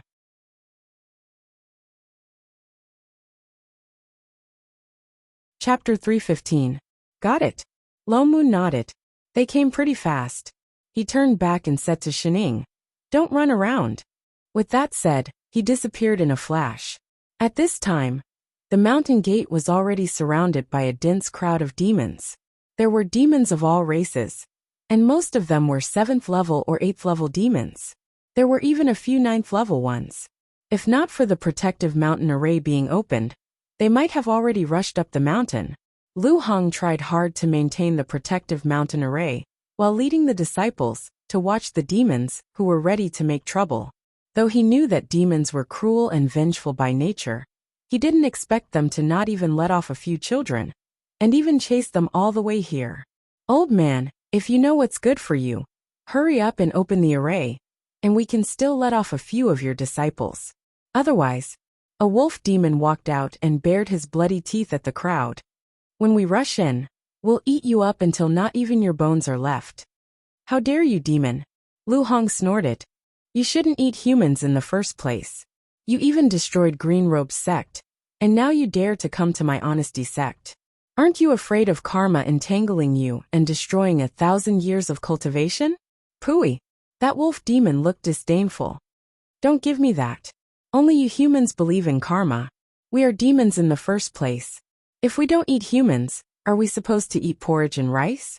As soon as he finished speaking, all the demons laughed loudly, looking at the crowd as if they were looking at dishes. Besides, you stole our king's spirit herb first. We're just here to seek justice. The wolf demon continued. Eating a few people is already letting you off easy. If you don't hand over the green feather's spiritual orchid you stole, we'll eat all the mortals around here too. Green feather's spiritual orchid? Lu Hong was stunned. We've never seen any green feather's spiritual orchid. Don't slander us. You humans are the best at lying. You dare to do it, but don't dare to admit it. The wolf demon snorted. Do you dare to say that it wasn't you who saved those brats from Green Robe's sect? We turned the whole Green Robe's sect upside down, and couldn't find that green feather's spiritual orchid. It must be you who took it. We did save those children because we couldn't bear to see them die in the demon's mouth. Lu Hong said solemnly, but we have never seen the green feather's spiritual orchid, whether you believe it or not. You still dare to quibble? Let's see how long you can last. The jackal demon seemed to be too lazy to talk to him. With a wave of his hand, the demons beside him rushed forward and began to attack the mountain guarding array. For a moment, there were only a few loud bangs, and the entire sect shook. However, the array formation still did not break. Instead, some of the weaker demons were directly bounced away. Get out of the way. Suddenly, a wolf's howl came from the group of demons, startling all the demons and making a path. Not long after, a person walked over. Compared to the rest of the demons who were still in their beast forms, he was in a complete human form. He wore a long black robe, and his whole body was filled with a shocking demonic aura. He was completely different from the others. Lu Hong's heart sank. This was a 10th level demon king. A bunch of trash. You can't even break an array formation. The demon monarch glanced coldly at all the demons, causing them to tremble. Only then did he look at the cultivators in front of him with a pair of blood-red eyes. A red light flashed in his hand, and a sinister smile appeared on his face. Since you don't intend to return the treasure, it'll be the same after you eat all of them. With that said, his figure flashed, and he immediately leaped more than 100 feet, attacking the mountain guarding array with his palm. There was a flash of lightning, and the previously unbreakable array suddenly shook a few times. With a clang, it cracked like broken glass and directly dissipated. Lu Hong, who was maintaining the array formation, felt the blood in his chest churning. His body was unstable, and he directly took a few steps back. However, the Demon King opened his eyes and stared at Lu Hong. I'll start with you. With that said, he roared and flew up, pouncing directly at Lu Hong. Just as his pair of sharp claws were about to pierce through the other party, suddenly a beam of sword chi fell from the sky, directly hitting the Demon King in the air. A white figure instantly appeared, waved the flute in his hand, and with a thud, the Demon King was knocked down from the sky. With a bang, the Demon King did not even have time to squeak, before directly smashing onto the ground. The demon chi on his body dissipated by more than half, and instantly, he was beaten back to his original form. Lone Moon stepped on the huge wolf demon that had changed back to its original form. He frowned, as if he did not dare to believe it. He asked, "This is the Demon King?" The little animals of this generation were not good, much weaker than the rabbit of the past. Perhaps because the look of disdain on his face was too obvious, the people and demons present all fell silent, with a dumbfounded expression on their faces. It felt like before it started, it was already over. Soul formation cultivation. Nobody knew which demon was the first to scream. Instantly, the whole group of demons seemed to be in an uproar. They turned and began to flee, Not the slightest bit of intention to save the Demon King. Not the slightest bit of love for their own kind. Don't you not believe in karma? Then I'll show you what karma is. Lone Moon snorted coldly. It was not easy for him to act tough, so he had to continue. He changed his hand, and an incantation was formed instantly. Instantly, a sky full of swords appeared, directly attacking the fleeing demons below. Before they could even take a few steps, they were caught up by the spirit swords and turned into a sea of blood. For a moment, the whole Honesty sect was filled with the cries of all kinds of demons. Just that previously it was a threatening roar, but this time it was a wail of death. In less than 10 minutes there was total silence. A large number of 7th and 8th level demons died, leaving only a few small demons who were not stained with the smell of blood, but most of them were 4th and 5th level. The people of Honesty sect who were ready to fight to the death. What did they come here for? Lone Moon made a rebirth incantation, sending all these bloody demons, who looked like they had eaten many humans, to the river of forgetfulness. Then he turned back. Where do you want to run to? The Wolf King, who had just crawled 2 steps, suddenly stiffened. All the hair on his body stood up in shock, and he lay on the ground trembling. Supremacy, spare me. I didn't know that there were soul formation supremacies here. Didn't they say that the highest cultivation level here was at nascent soul? Sure enough, rumors were not to be trusted. Oh, you mean that if there were no soul formation supremacies, you would dare to come and eat people? Lone Moon's eyes turned cold. The Wolf King's eyes narrowed, and he trembled even more. No supremacy, I had no choice. The green feather spiritual orchid that I had been raising for thousands of years was stolen by them. In a fit of anger Who said they stole your green feather spiritual orchid? Who cares about your radish? And a green radish? Yes, it's true. The Wolf King's ears drooped down, feeling wronged. I know that kid, he was the one who stole it. As he spoke, he pulled out an image recording stone from somewhere. Suddenly, a phantom image popped out. It was a child around 10 years old. He was thin and tall, and he was holding a green radish that was overflowing with spiritual energy.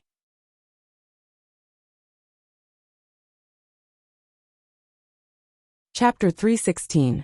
This is that Jingqi. Lu Hong instantly recognized the person on top. He's the one who stole it. The Wolf King continued. We couldn't find him in Green Robe's sect, and only found out later that this kid was saved by Honesty sect. That's why.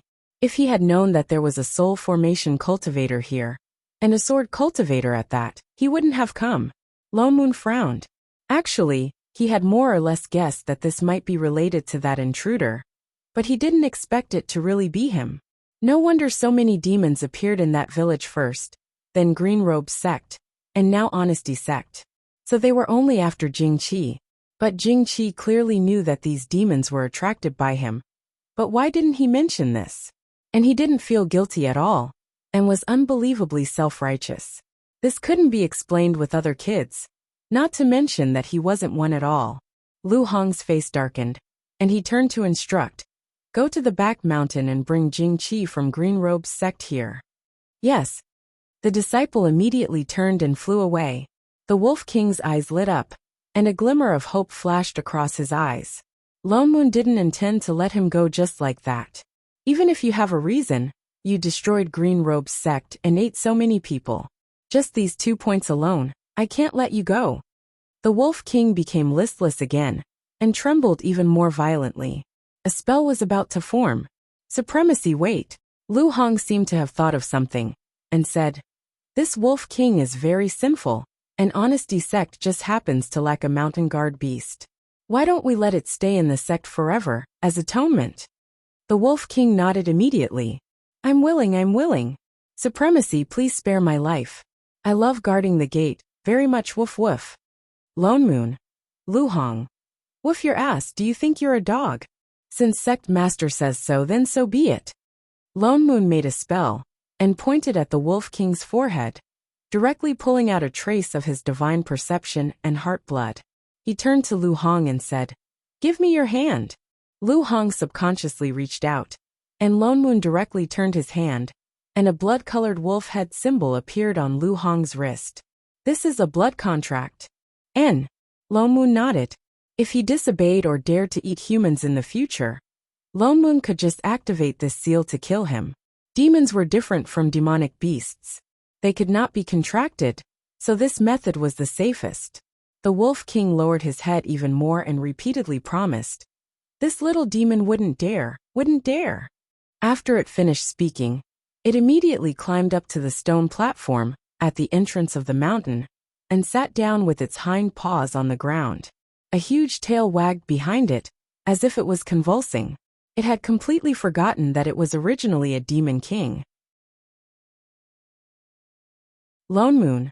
Lu Hong. Everyone. At least he was tactful. The rest of the lesser demons don't have any blood chi on them, so they probably haven't hurt anyone. Deal with it as you see fit. Lone Moon instructed. Suddenly he thought of something. Oh yes, clean up the corpses and send them to Shun Ying on the Invincible Peak after extracting their demon cores. Although they're a little broken, they should still be edible. Eat, eat. Did they hear it wrong? Yes. Lone Moon glanced at the remaining lesser demons and the Wolf King. He said word by word. Don't they like to eat humans? Let them understand what it means to be at the top of the food chain and fear. Everyone. Demon. All the demons trembled. So scary. They actually want to eat demon corpses.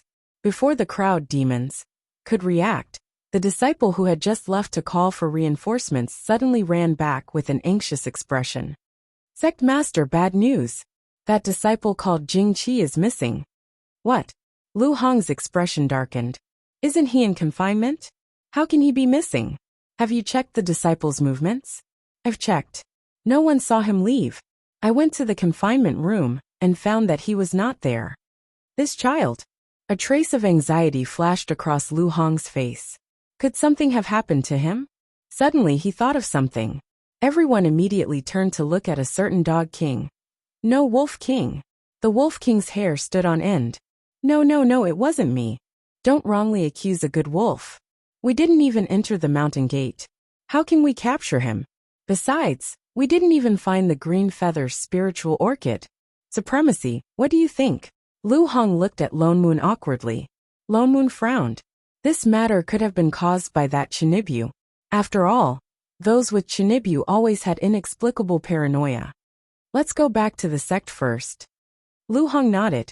Only then did everyone suppress the lesser demons and fly back to the main peak. Lu Hong walked at the front and was about to enter the hall. Suddenly, a soul formation suppressive force came from inside. He did not notice it and took a step back. That suppressive force became even heavier. It even swept towards everyone unscrupulously, obviously with a murderous intent. Lone Moon's expression turned cold. Did they think he was dead? Instantly, the suppressive force belonging to a sword cultivator counterattacked. It rushed mercilessly into the hall. It attacked the cultivator sitting on the high seat. Instantly, there was a series of messy movements of tables and chairs, as if they were not sitting properly. Only then did Lone Moon lead everyone in. He looked at the middle-aged cultivator, who came uninvited, and was still sitting on the high seat. Honesty Sect actually has a soul formation sword cultivator. I have underestimated you.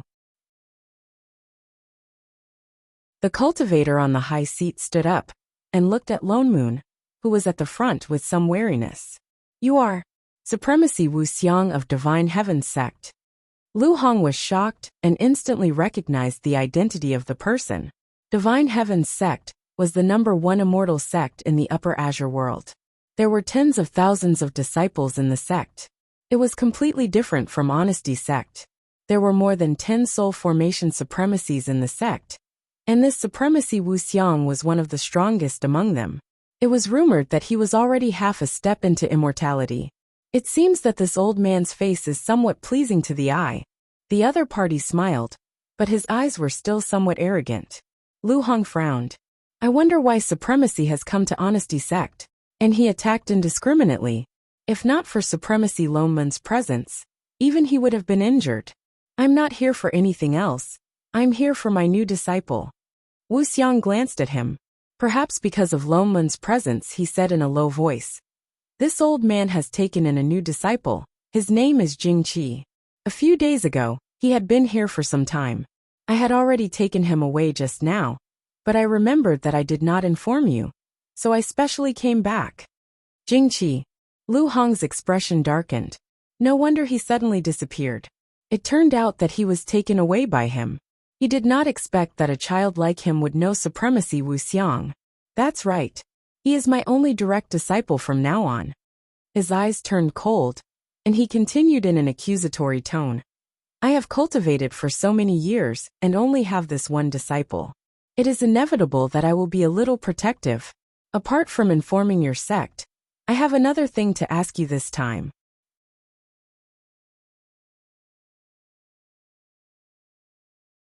Chapter 317. Lu Hong's heart sank, and he had a bad premonition. What is it? My disciple is straightforward and lively, but he is also a pure and kind person. May I ask, sect master, what did he do wrong? You wanted to lock my disciple in a secret room where he can't see the light of day, and you wanted to kill him. His voice deepened, and the coercion from his body began to sweep towards Lu Hong. Lu Hong's face paled, and the coercion was about to sweep over him. Lone Moon suddenly took a step forward and pulled him behind him. They were both soul formation cultivators, but an even colder coercion was directly pressed back. Wu Xiang was stunned and took another step back, almost tripping on the chair behind him. His face was instantly filled with shock. Just now he thought that it was because he was not prepared that he was pushed back. Now it seemed that this person's strength was not inferior to his at all. He clearly looked like he was only in the middle stage of soul formation. But why was his coercion so shocking? Could it be that this was a sword cultivator? Supremacy's words are really interesting. Lone Moon gave him a businesslike smile. That child called Jingqi was originally a surviving disciple of Qingyi sect. He made a mistake, hurt others, and disrespected his elders, which was why he was punished with confinement. And he was confined for less than a day. Where did this saying of killing him come from? Are you saying that my disciple lied? I don't know whether he lied or not. Lone Moon continued. But if sect master really wanted to kill him, why did you save him from Qingyi sect in the first place? We are not that free. His expression changed, but he still argued. Even if he did make a mistake, there is no need to punish him so heavily, right? Besides, he is my disciple. It is not your turn to punish him, right? This is even more laughable. Lone Moon gave him a sarcastic smile without hesitation. May I ask this supremacy, what is considered a light punishment? Just a day of confinement. Is that considered heavy for a cultivator? Then I have to ask your sect. Divine Heaven sect, right? How do you punish your disciples? Let my sect learn from you? He was speechless, because confinement was indeed not a heavy punishment. Also, we don't have the ability to predict the future. We didn't know beforehand that he would become your disciple. Lone Moon continued. If supremacy really treasures his disciples so much, I suggest that you write the words formless disciple on his forehead in the future. That way, it'll be easier for others to identify him. Hearing the sarcasm in his words, Wu Xiang was furious, but he couldn't find any words to refute. He could only try his best to suppress the anger in his heart. Gritting his teeth, he snorted coldly and said, All right, let's end this matter. I won't pursue it further. From now on, Jingqi has nothing to do with your honesty sect.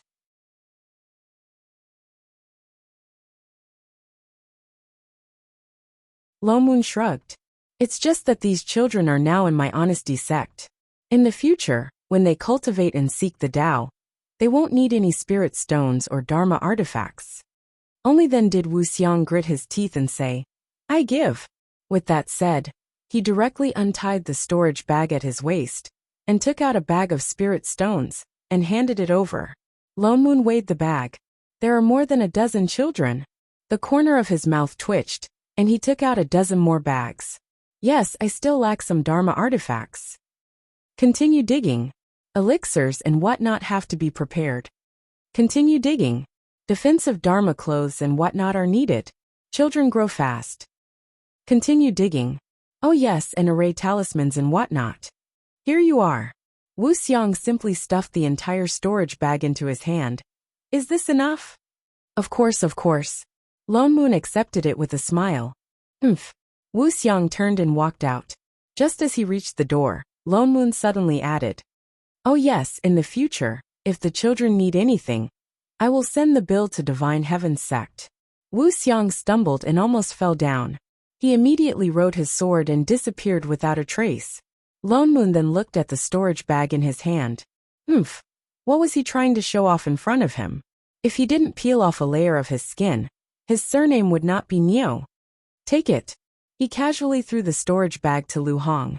"Remember to send him a bill every month." With that said, he clapped his hands and turned to fly back to Invincible Peak. Lu Hong. Everyone. Gap Goggle. JPG, they didn't just pick up a soul formation supremacy. They picked up a god of fortune.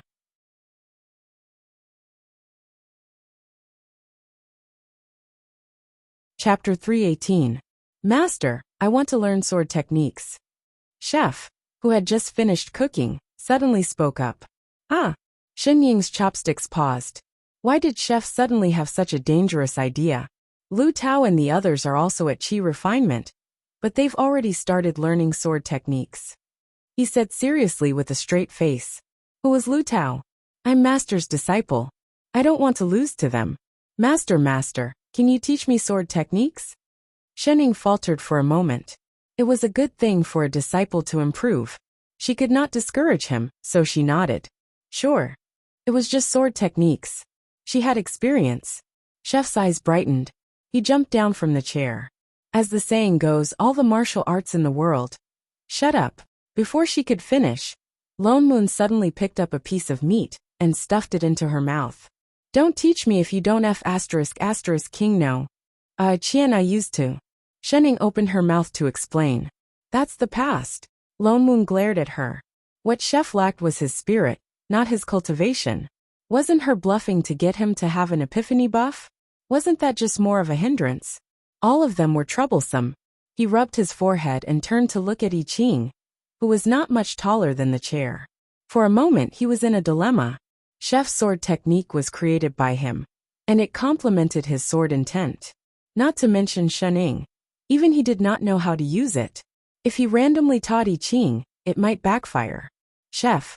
I Ching, the Tao of the sword depends on one's own understanding. As for sword techniques, it still depends on oneself. We can't teach you either. He frowned. He was a child after all. He did not hide the disappointment in his eyes. After a while he looked up. Then how can I understand? Naturally, you can only slowly. He stopped mid-sentence. He suddenly thought of something. Oh yes, why don't I set up a few sword arrays? If you can break through, maybe you will understand something. All right. I Ching nodded hard. There was even some excitement in his eyes. I will set up an easy sword array first. When you succeed, I will increase the difficulty. As he summoned a spirit sword and handed it to him, he explained. But you don't have any foundation in swordsmanship, and your cultivation is only at the Qi refinement level. It's very dangerous for you to rashly enter the sword array, and there's even a possibility of you getting seriously injured. Have you thought it through? I Ching turned to look at Shen Ying, his eyes filled with determination. Yes, I'm not afraid. Then, from tomorrow onwards, you will go to the martial arts practice field on the main peak. I will set up a sword formation there. You will enter the formation at 6 o'clock in the morning, and the sword formation will only rest at 9 o'clock in the morning. All right. He nodded his little head. After a while he thought of something and asked anxiously, Then can I come out in the afternoon? What? Lone Moon glanced at him. Giving up so quickly? This was not Chef's style. Noon is Master's lunchtime. I got it. The corner of Lone Moon's mouth twitched. She had lost all her memories, yet she did not forget a single thing. When the time comes, I will bring you out of the array. Only then did he feel relieved. After thinking for a while, he cupped his fists and said respectfully, Thank you, Supremacy. Lone Moon stiffened. A trace of awkwardness flashed across his face. In the past he had seen Chef's disdainful, dismissive or discriminating look. Suddenly, he was still not used to thanking him so seriously. Master. I Ching turned his head.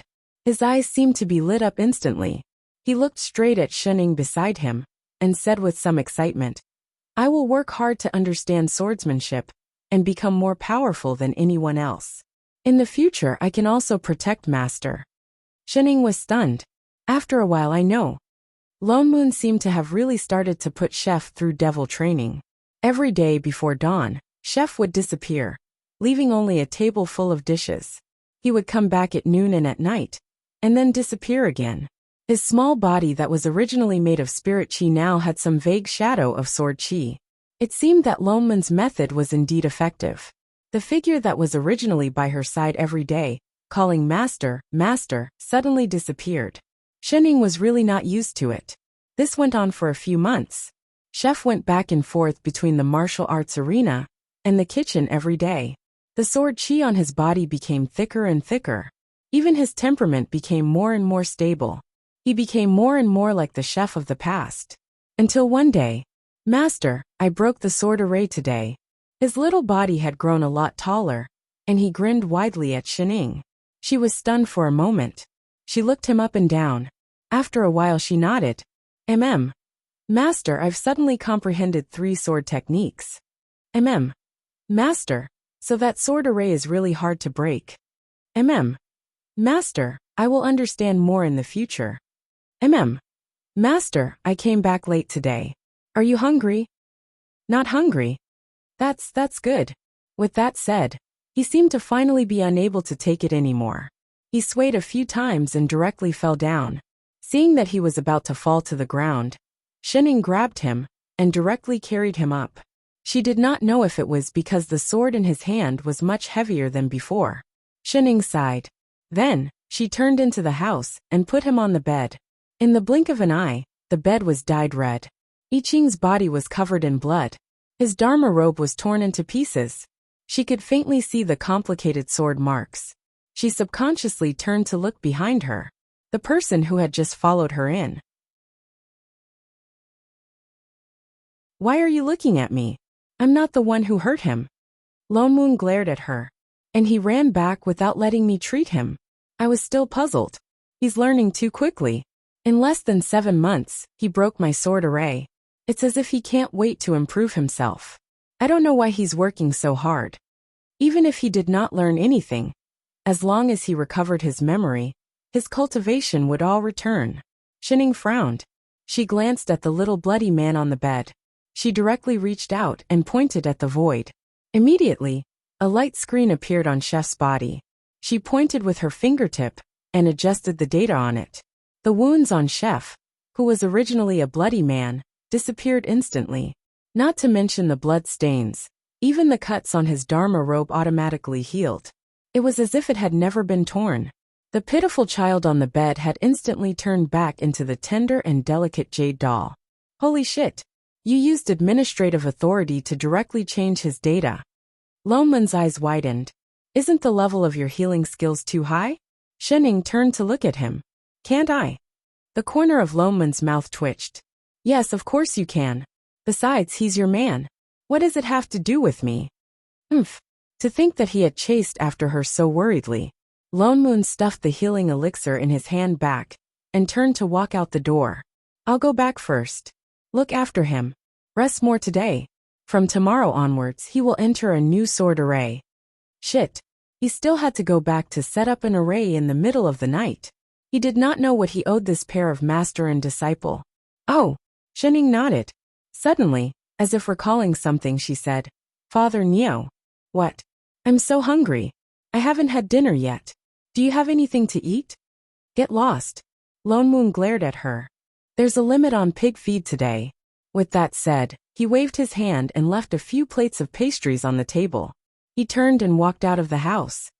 Sigh, Father Neo would die if he did not act Sundara.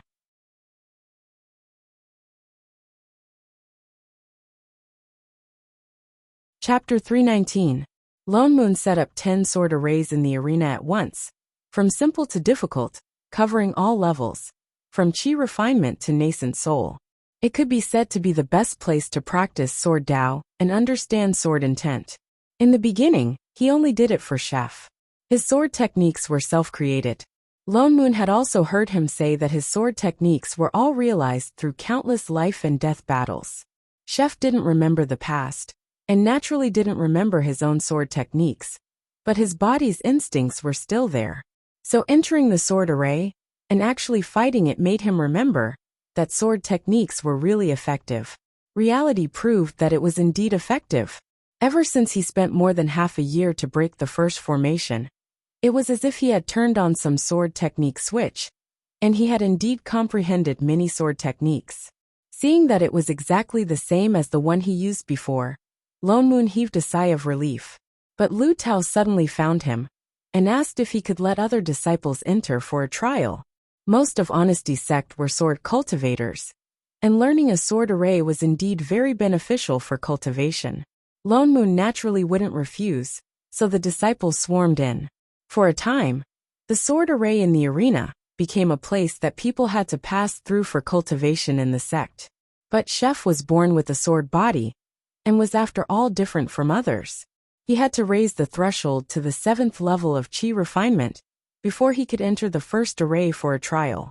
5 years later, unknowingly, the little bean had already sprouted like a sprout. Although he still looked a little young, he was already as tall as Lone Moon. Although he hadn't remembered the past, he was already becoming more and more like the quiet and serious person he used to be. Only Shining felt that he seemed to have grown a little crooked, especially the talkative trait he had when he was young, which didn't seem to have fully recovered. Master, it's snowing today. Even with the protection of Dharma clothes, you need to wear more. Master, don't sleep on the table. I made a reclining chair. If you really don't want to go back to the house, you can sit there. Master, don't drink tea at night. It's not good for sleep. How about drinking some Phoenix Jade juice? Master, it's already so late. Let's eat this cake tomorrow morning, or you won't be able to sleep at night again.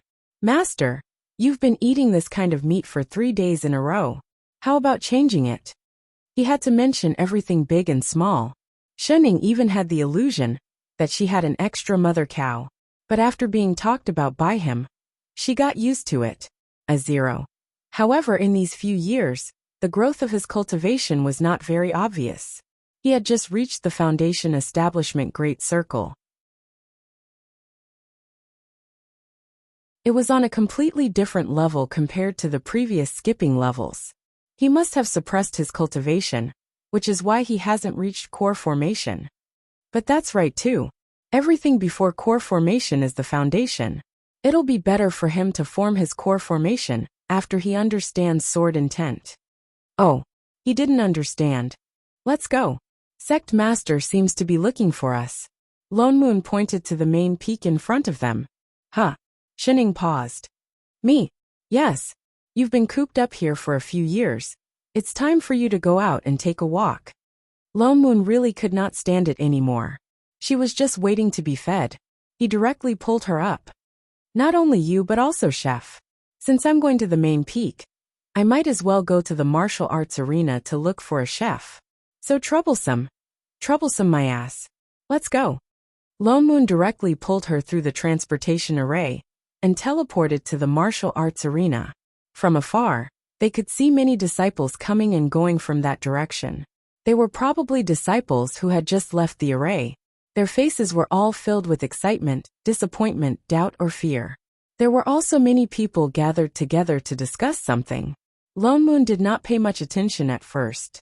After all, ever since the sword array was created, this was the place that sword cultivator disciples of the sect frequented. He even purposely restrained his aura so that they could discuss in peace. Silently, he received a pile of 5-star praise. These sword arrays set up by the supremacies are too powerful. I've already been breaking through for a month, but I haven't even made it through the first level. That's right. It's indeed a sword array set up by a soul formation supremacy. I heard that even eldest senior brother Lu Tao could only make it to the 5th level. Wow, senior brother Lu Tao is a foundation establishment cultivator, but he can only make it to the 5th level. I wonder when someone can make it through all 10 levels of the sword array. Of course it's little Uncle Master I Ching. He has already made it to the 8th level. What? Gosh, isn't that a level that only golden core cultivators can enter? That's nothing. I heard that when he was cultivating Qi, he had already made it to the 1st level. He was only 10 years old then. Little Uncle Master is indeed the first disciple of Supremacy Lone Moon. Little Uncle Master is not the disciple of Supremacy Lone Moon. He is the disciple of another soul formation supremacy in the sect. There's a second soul formation supremacy in the sect? The disciple was shocked. Of course there is. I heard that she joined the sect together with Supremacy Lone Moon. I heard that her surname is Shun. The disciple suddenly thought of something and lowered his voice. But she never leaves the invincible peak. I've been in the sect for so many years and I've never seen her. Lone Moon gave a look of disdain to the disciple, who was chewing on a fruit beside him. It's fine if she doesn't have a sense of existence, but she's also lazy. If Little Uncle Master is so powerful, is her master even more powerful? Lone Moon had to agree with this point. He had no intention to continue listening, and was about to walk past. That's not for sure. The disciple suddenly shook his head and said with a gossipy look, even the sect master has never seen her fight. No one knows what her cultivation level is like. We only know that she's a female cultivator. But Little Uncle Master has been with that person since she was young. She did not cultivate until she was 10 years old.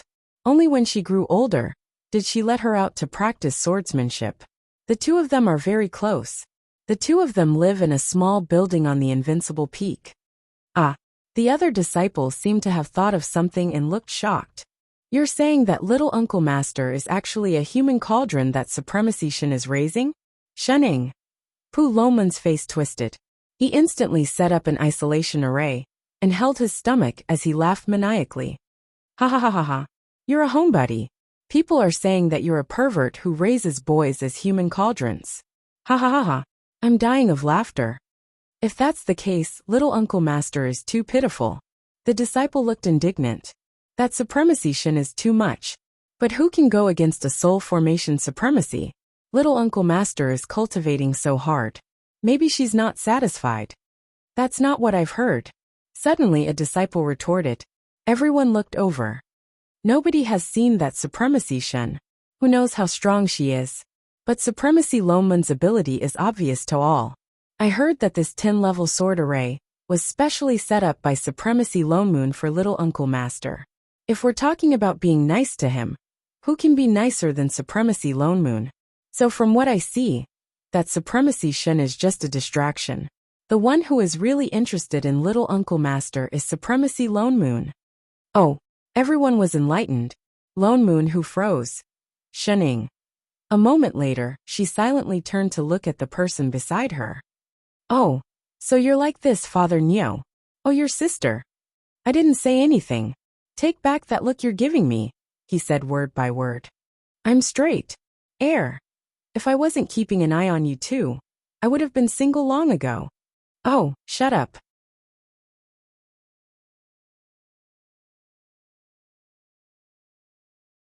Chapter 320. Lone Moon did not expect to be implicated by a random gossip. He lifted his hand and undid the isolation array. Cold air flowed out from his body, and a low pressure swept towards the disciples. The disciples were shocked. When they saw the two people coming over, they shivered and shrunk into a quail. Their faces were full of vigor. They braced themselves and bowed. Greetings, Supremacy. You have the time to talk nonsense here. Looks like you're very confident in breaking the array. Everyone. Lone Moon waved his hand, and a wind spell blew everyone back into the array. It was still the second level. For a moment, the entire array was filled with cries of pain. When they reached the main hall, Lone Moon's face was black. He suddenly had the urge to increase the difficulty of the sex array. Let's see if they still have the time to make up nonsense. Supremacy. Lone Moon. Lu Hong was confused by Lone Moon's stare. He thought about the sect. Did the sect lose money recently? The income from spirit herbs and dharma artifacts even doubled. There were no new disciples added to the sect's burden. Why did Supremacy look so scary? Why did you call us here? Lone Moon sat on the chair at the side and looked at Lu Hong with a cold gaze. Lu Hong trembled subconsciously. So scary. He could not help but send a look of help to Shining. Unfortunately, she was focused on eating her fruit and did not receive his signal. He could not help but send a voice transmission. Supremacy. Shun Supremacy Lone Moon? Shining shrugged and said nonchalantly, "Men, there are always a few days every month." Lu Hong. Is there something wrong with that? I Ching. Master's words are so profound. I can't understand them at all. Lone Moon. I can hear you. Hurry up and say it. What's the matter? Lone Moon's mouth twitched. Lu Hong coughed and glanced at I Ching, who was standing behind Shining. Then with a straight face he said, "It's like this. The Hongyu mystic realm is about to open. I want to take this opportunity to let the disciples of the sect go there to train. Maybe they can find an opportunity to advance." Hongyu mystic realm? Lone Moon was stunned. Why had he never heard of this mystic realm? The Hongyu mystic realm is a small mystic realm, opened by a cultivator, who was about to ascend tens of thousands of years ago. It only opens once every 100 years. Lu Hong explained. Every time it opens it lasts for 2 months. Although there aren't any great opportunities inside, there are many demonic beasts. It's the most suitable place for cultivators below the golden core stage to gain experience. You want the Sex Foundation establishment disciples to participate? Lone Moon asked. Yes. He nodded and said, while the disciples of the sect often train in the sword array, they rarely have the chance to fight with demonic beasts. Moreover, most of them have never left Honesty Sect, so it's good to let them go out and gain some experience. Lone Moon nodded. It would be good for them to form a team and go for a dungeon. They could practice their teamwork. Among the Foundation establishment disciples, junior brother I Ching's cultivation is the highest, and he has a calm personality. The disciples all respect him the most. Lu Hong looked at I Ching and said, he could be considered the first person in the whole Azure world to have perfected the Foundation establishment within 5 years. So I want him to personally lead the disciples into the mystic realm. After all, he was personally taught by Supremacy Lone Moon. He's much stronger than those bald brats. Lone Moon's face darkened. Get rid of that. Do you believe I won't beat you up? Lu Hong. Huh? Did he say something wrong? I said, you can make the decisions in the sect. Lone Moon glared at him. Besides, he's not my disciple. Why ask me? Just ask her. With that said, he pointed at the person beside him. Lu Hong then looked at Shining. Then Supremacy. Shen, what do you mean? Shining was stunned. She turned to look at Chef behind her. Do you want to go? I Ching's cold expression softened. He looked at her more intently. If it's really beneficial to cultivation, disciple will try his best. Oh, then go. Yes, master. Leave some food before you leave. A smile slid across I Ching's eyes. Yes, master, no problem, master. Lu Hong. Why did it feel weird that they were teaching disciples? Then it's settled. A hint of joy flashed across Lu Hong's eyes. With I Ching around, the disciples had another layer of protection. Then in 3 days, I'll gather the disciples and set off. With that said, he thought of something. He took out a storage bag and handed it to I Ching. I've already prepared the spirit stones. Spirit stones? Lone Moon's ears pricked up. What spirit stones? They're spirit stones to enter the mystic realm. Lu Hong explained with a natural expression. This mystic realm is near Divine Heaven's sect. It has always been under their jurisdiction. If disciples from other sects want to enter, they have to pay a portion of the spirit stones. How much is a portion? 10 superior grade spirit stones per person, or 300 middle grade spirit stones. So expensive.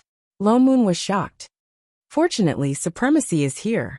Otherwise, in previous years, our sect would not have been able to take out this batch of spirit stones. Lone Moon frowned. So mystic realms were actually this profitable?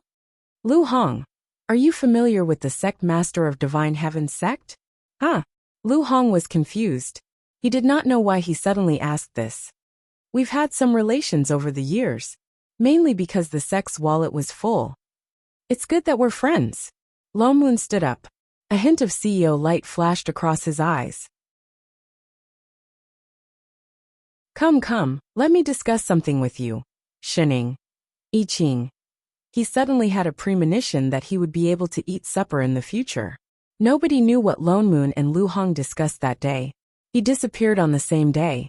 3 days later, in the group that set off for Divine Heaven's sect, There was not only Lone Moon who sent them off, but also Shining, who was forcibly dragged along. It took them 2 days to fly all the way to this first-class sect, Divine Heaven's sect. Compared to Honesty sect, which was a middle-grade immortal sect, Divine Heaven's sect, which was known as the #1 sect, was much bigger. It was just that the spirit chi was not as rich as Honesty sect, which had half an immortal meridian. Therefore, compared to the other sects who had also entered the secret realm, but were sizing up their surroundings with faces full of shock and admiration, their group of disciples who were looking straight ahead appeared to be especially calm. It was inevitable that they would stand out from the crowd. The spirit chi was so thin, it was not even as good as the kitchen in the sect. The disciples suddenly felt a sense of pride for not lacking in money. When they flew to the square in front of the entrance of the mystic realm, it was already densely packed with disciples of various sections. Before the welcoming disciple could pass on the message, a soul formation cultivator flew towards them. "Are you fellow Taoist Lone Moon from Honesty sect?" "Sect Master Dong." Lone Moon smiled and bowed to that side. The person who came was the sect master of Divine Heaven's sect, Dong Wu.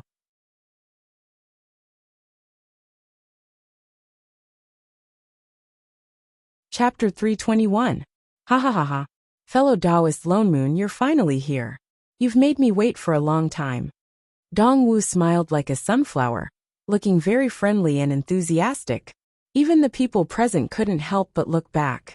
There were many soul formation supremacies among the other cultivators, who came to send off their disciples, but Dong Wu didn't act like this. "I've received your message a few days ago. Come, come, come." As he spoke, he pulled Lone Moon and flew towards the main hall. No rush, no rush. Lone Moon didn't move, but smiled even more brightly. "I'm here this time to send my disciples into the mystic realm, to gain experience. I can't delay my business." "Yes, yes, yes." Dong Wu nodded repeatedly, and led him towards the entrance of the mystic realm. He directly walked past those new sects, and stood beside the Divine Heaven's sect disciples. While waiting for the mystic realm to open, he chatted with Lone Moon. No one knew how he managed to bluff them, but when it was time for the sects to pay the mystic realm entrance fee, Honesty sect didn't pay a single spirit stone. Instead, Dong Wu took out a bag of spirit stones and stuffed it into Lone Moon's hands. Looking at the markings on the bag, it seemed to contain quite a number of supreme-grade spirit stones. Lu Hong was stunned by the sight, completely unaware of what was happening. When did the supremacy become so familiar with the sect master of Divine Heaven's sect? Why didn't he know at all? Speaking of which, wouldn't Honesty sect be poached? What should he do if he suddenly panicked? "The mystic realm is open!" Someone shouted.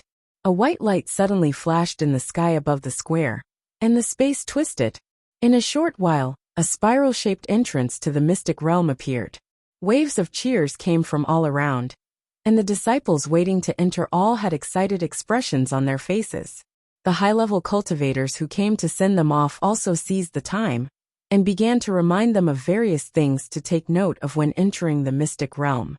It was just that in other sects, it was the masters who reminded the disciples, but here at Honesty sect, "Master, I've sealed the food for these days in the storage bag. You don't have to worry about being hungry." Master, I've already set up a dust-removing array that activates regularly on Invincible Peak. It will clean automatically. Master, I'll be gone for a month, and the weather is turning cold. Remember to wear more clothes. Yes, yes, yes. Master, don't lean on the table after eating. You'll fall asleep if you lean on it. No one will send you back to your room if I'm not around. Oh, Master, if you're bored, don't go out alone. I've already told the disciple at the foot of the mountain. You just have to shout, and he'll lead the way for you. Ah, and Master, Lone Moon, Shining, all the disciples.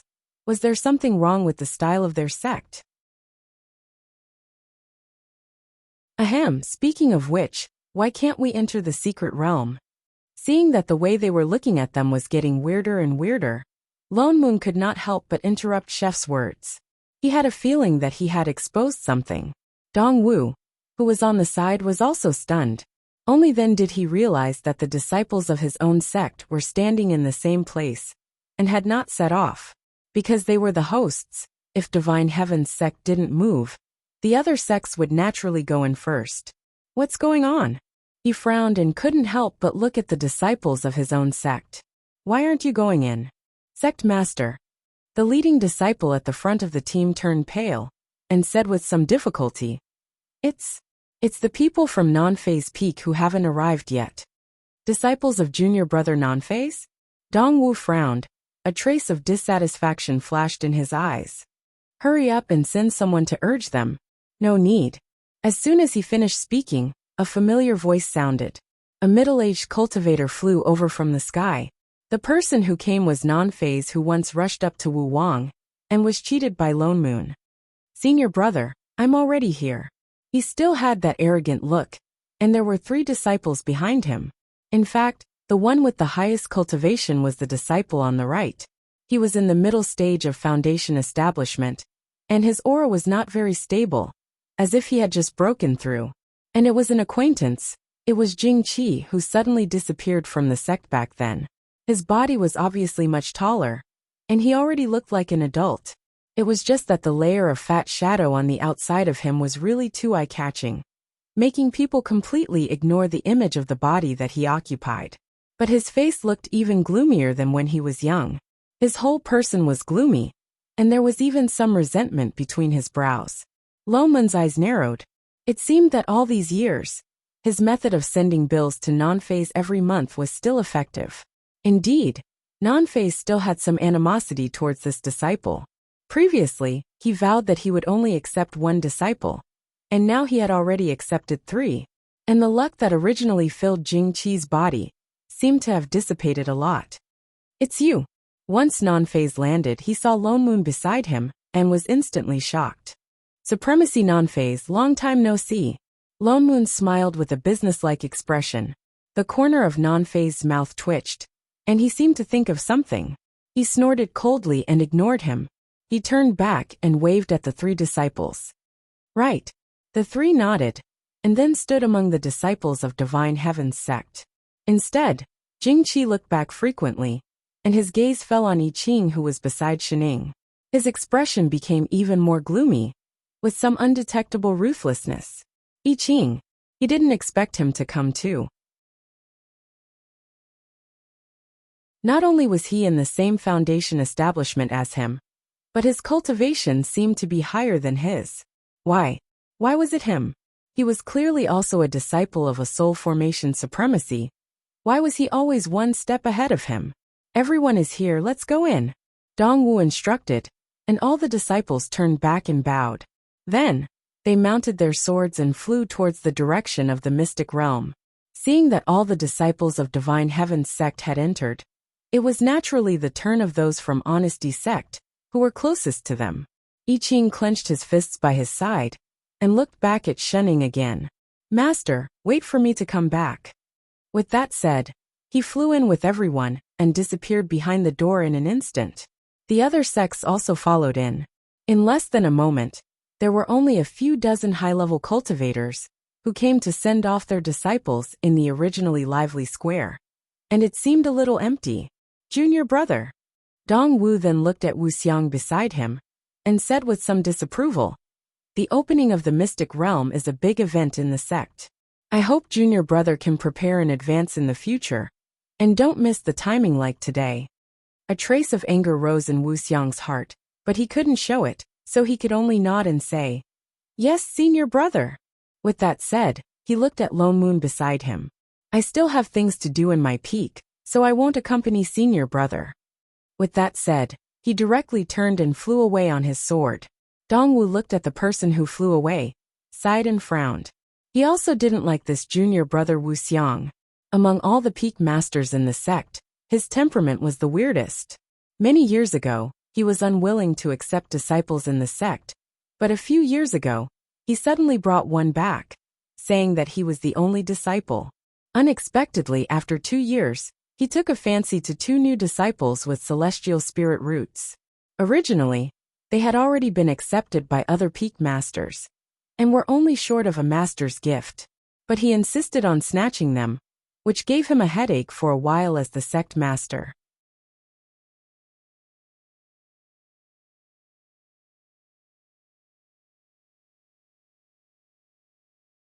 Chapter 322. Sorry for the embarrassment, fellow Taoist Lone Moon. Thinking of the person beside him, Dong Wu's expression brightened, and he quickly moved aside with a warm smile. About the 10-level sword array mentioned in the letter. Could you please tell us about it in the main hall? Of course. Lone Moon didn't refuse and followed him with a smile.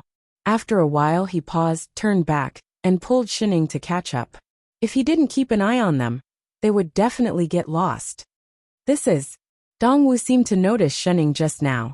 Wasn't she a disciple going out to gain experience? My daughter. I know, my junior sister Shining. Lone Moon quickly corrected himself. Oh, fellow Taoist Shin, please come in. So the three walked towards the main hall of Divine Heaven's sect. Lu Hong, who was left behind. He suddenly felt that Honesty sect didn't seem to need a sect master. Forget it, he'd better go home and count his spirit stones. This time, Wu Wang did not bring many people into the mystic territory. There were only about 30 people in total. Lu Hong had already divided them into two groups. One group was led by Lu Tao. The other group was led by I Ching. I Ching's temperament was cold, and he did not like to speak. But perhaps because he was too ruthless in clearing the sword array in the sect, other than being familiar to the disciples, he also gave people the illusion that he was unreachable. There was no disciple of the same level who did not respect him. Basically, he could control everyone with just a look.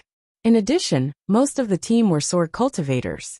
Sword cultivators cultivated their understanding of sword Dao, and the most important thing in sword Dao was actual combat. To sum it up in one sentence, fight.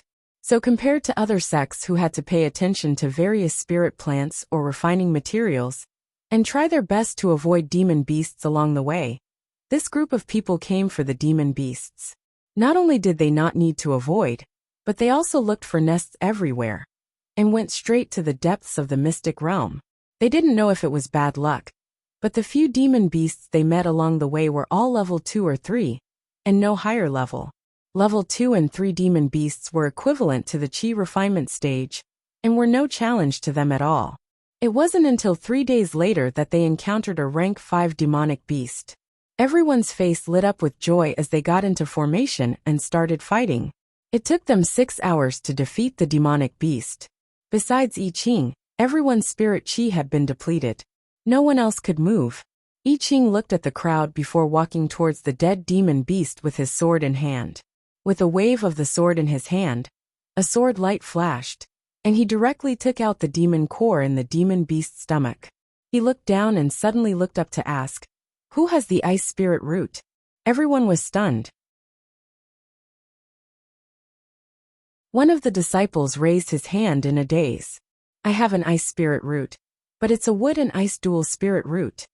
"Oh," I Ching responded, and directly threw the demon pill in his hand over. "Take it." Ah. The disciple was stunned and reflexively caught it. For me? He didn't know how to react. This was a demonic core, and it was from a 5th-order demonic beast. He gave it away just like that. Although everyone had attacked together just now, everyone could tell that little martial uncle was the only one who had put in the effort. If it weren't for him, they probably wouldn't have been able to take down this demonic beast. Everyone was also confused. Thinking about it carefully, they thought that no matter what demonic beast they encountered along the way, although little martial uncle rarely attacked, and only looked after them from the side, he didn't seem to take anything at all. This was too selfless. Everyone's heart suddenly warmed, and they were touched. Just as they were about to say something, suddenly a loud roar of a demonic beast came. A large part of the trees in front of them fell with a rumble. Even the ground shook. A giant beast that was as tall as 3 people appeared in front of them. It was shaped like a cow, but its body was covered in scales. There were 2 rows of horns on its head, and it had 9 tails on its back.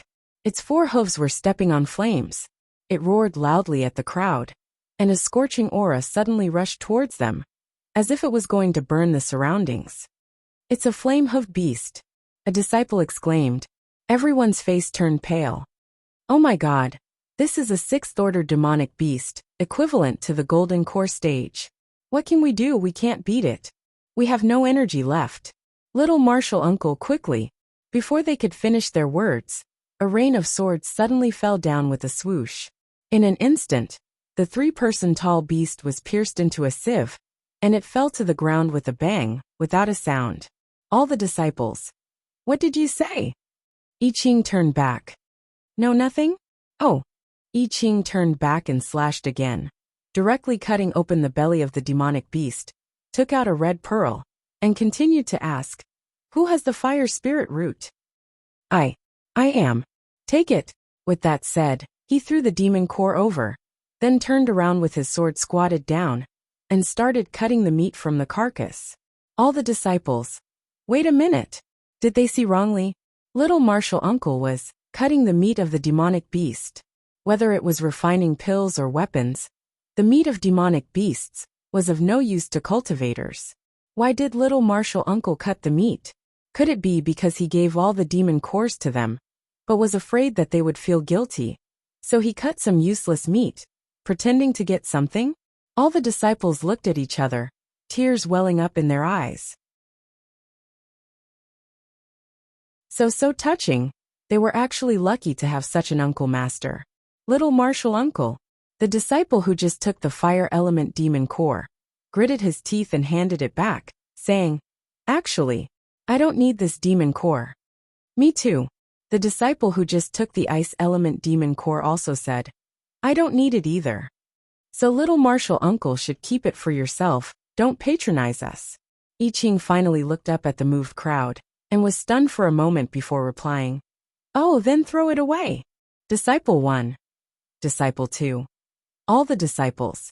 I Ching completely did not see the dumbfounded expressions of the crowd.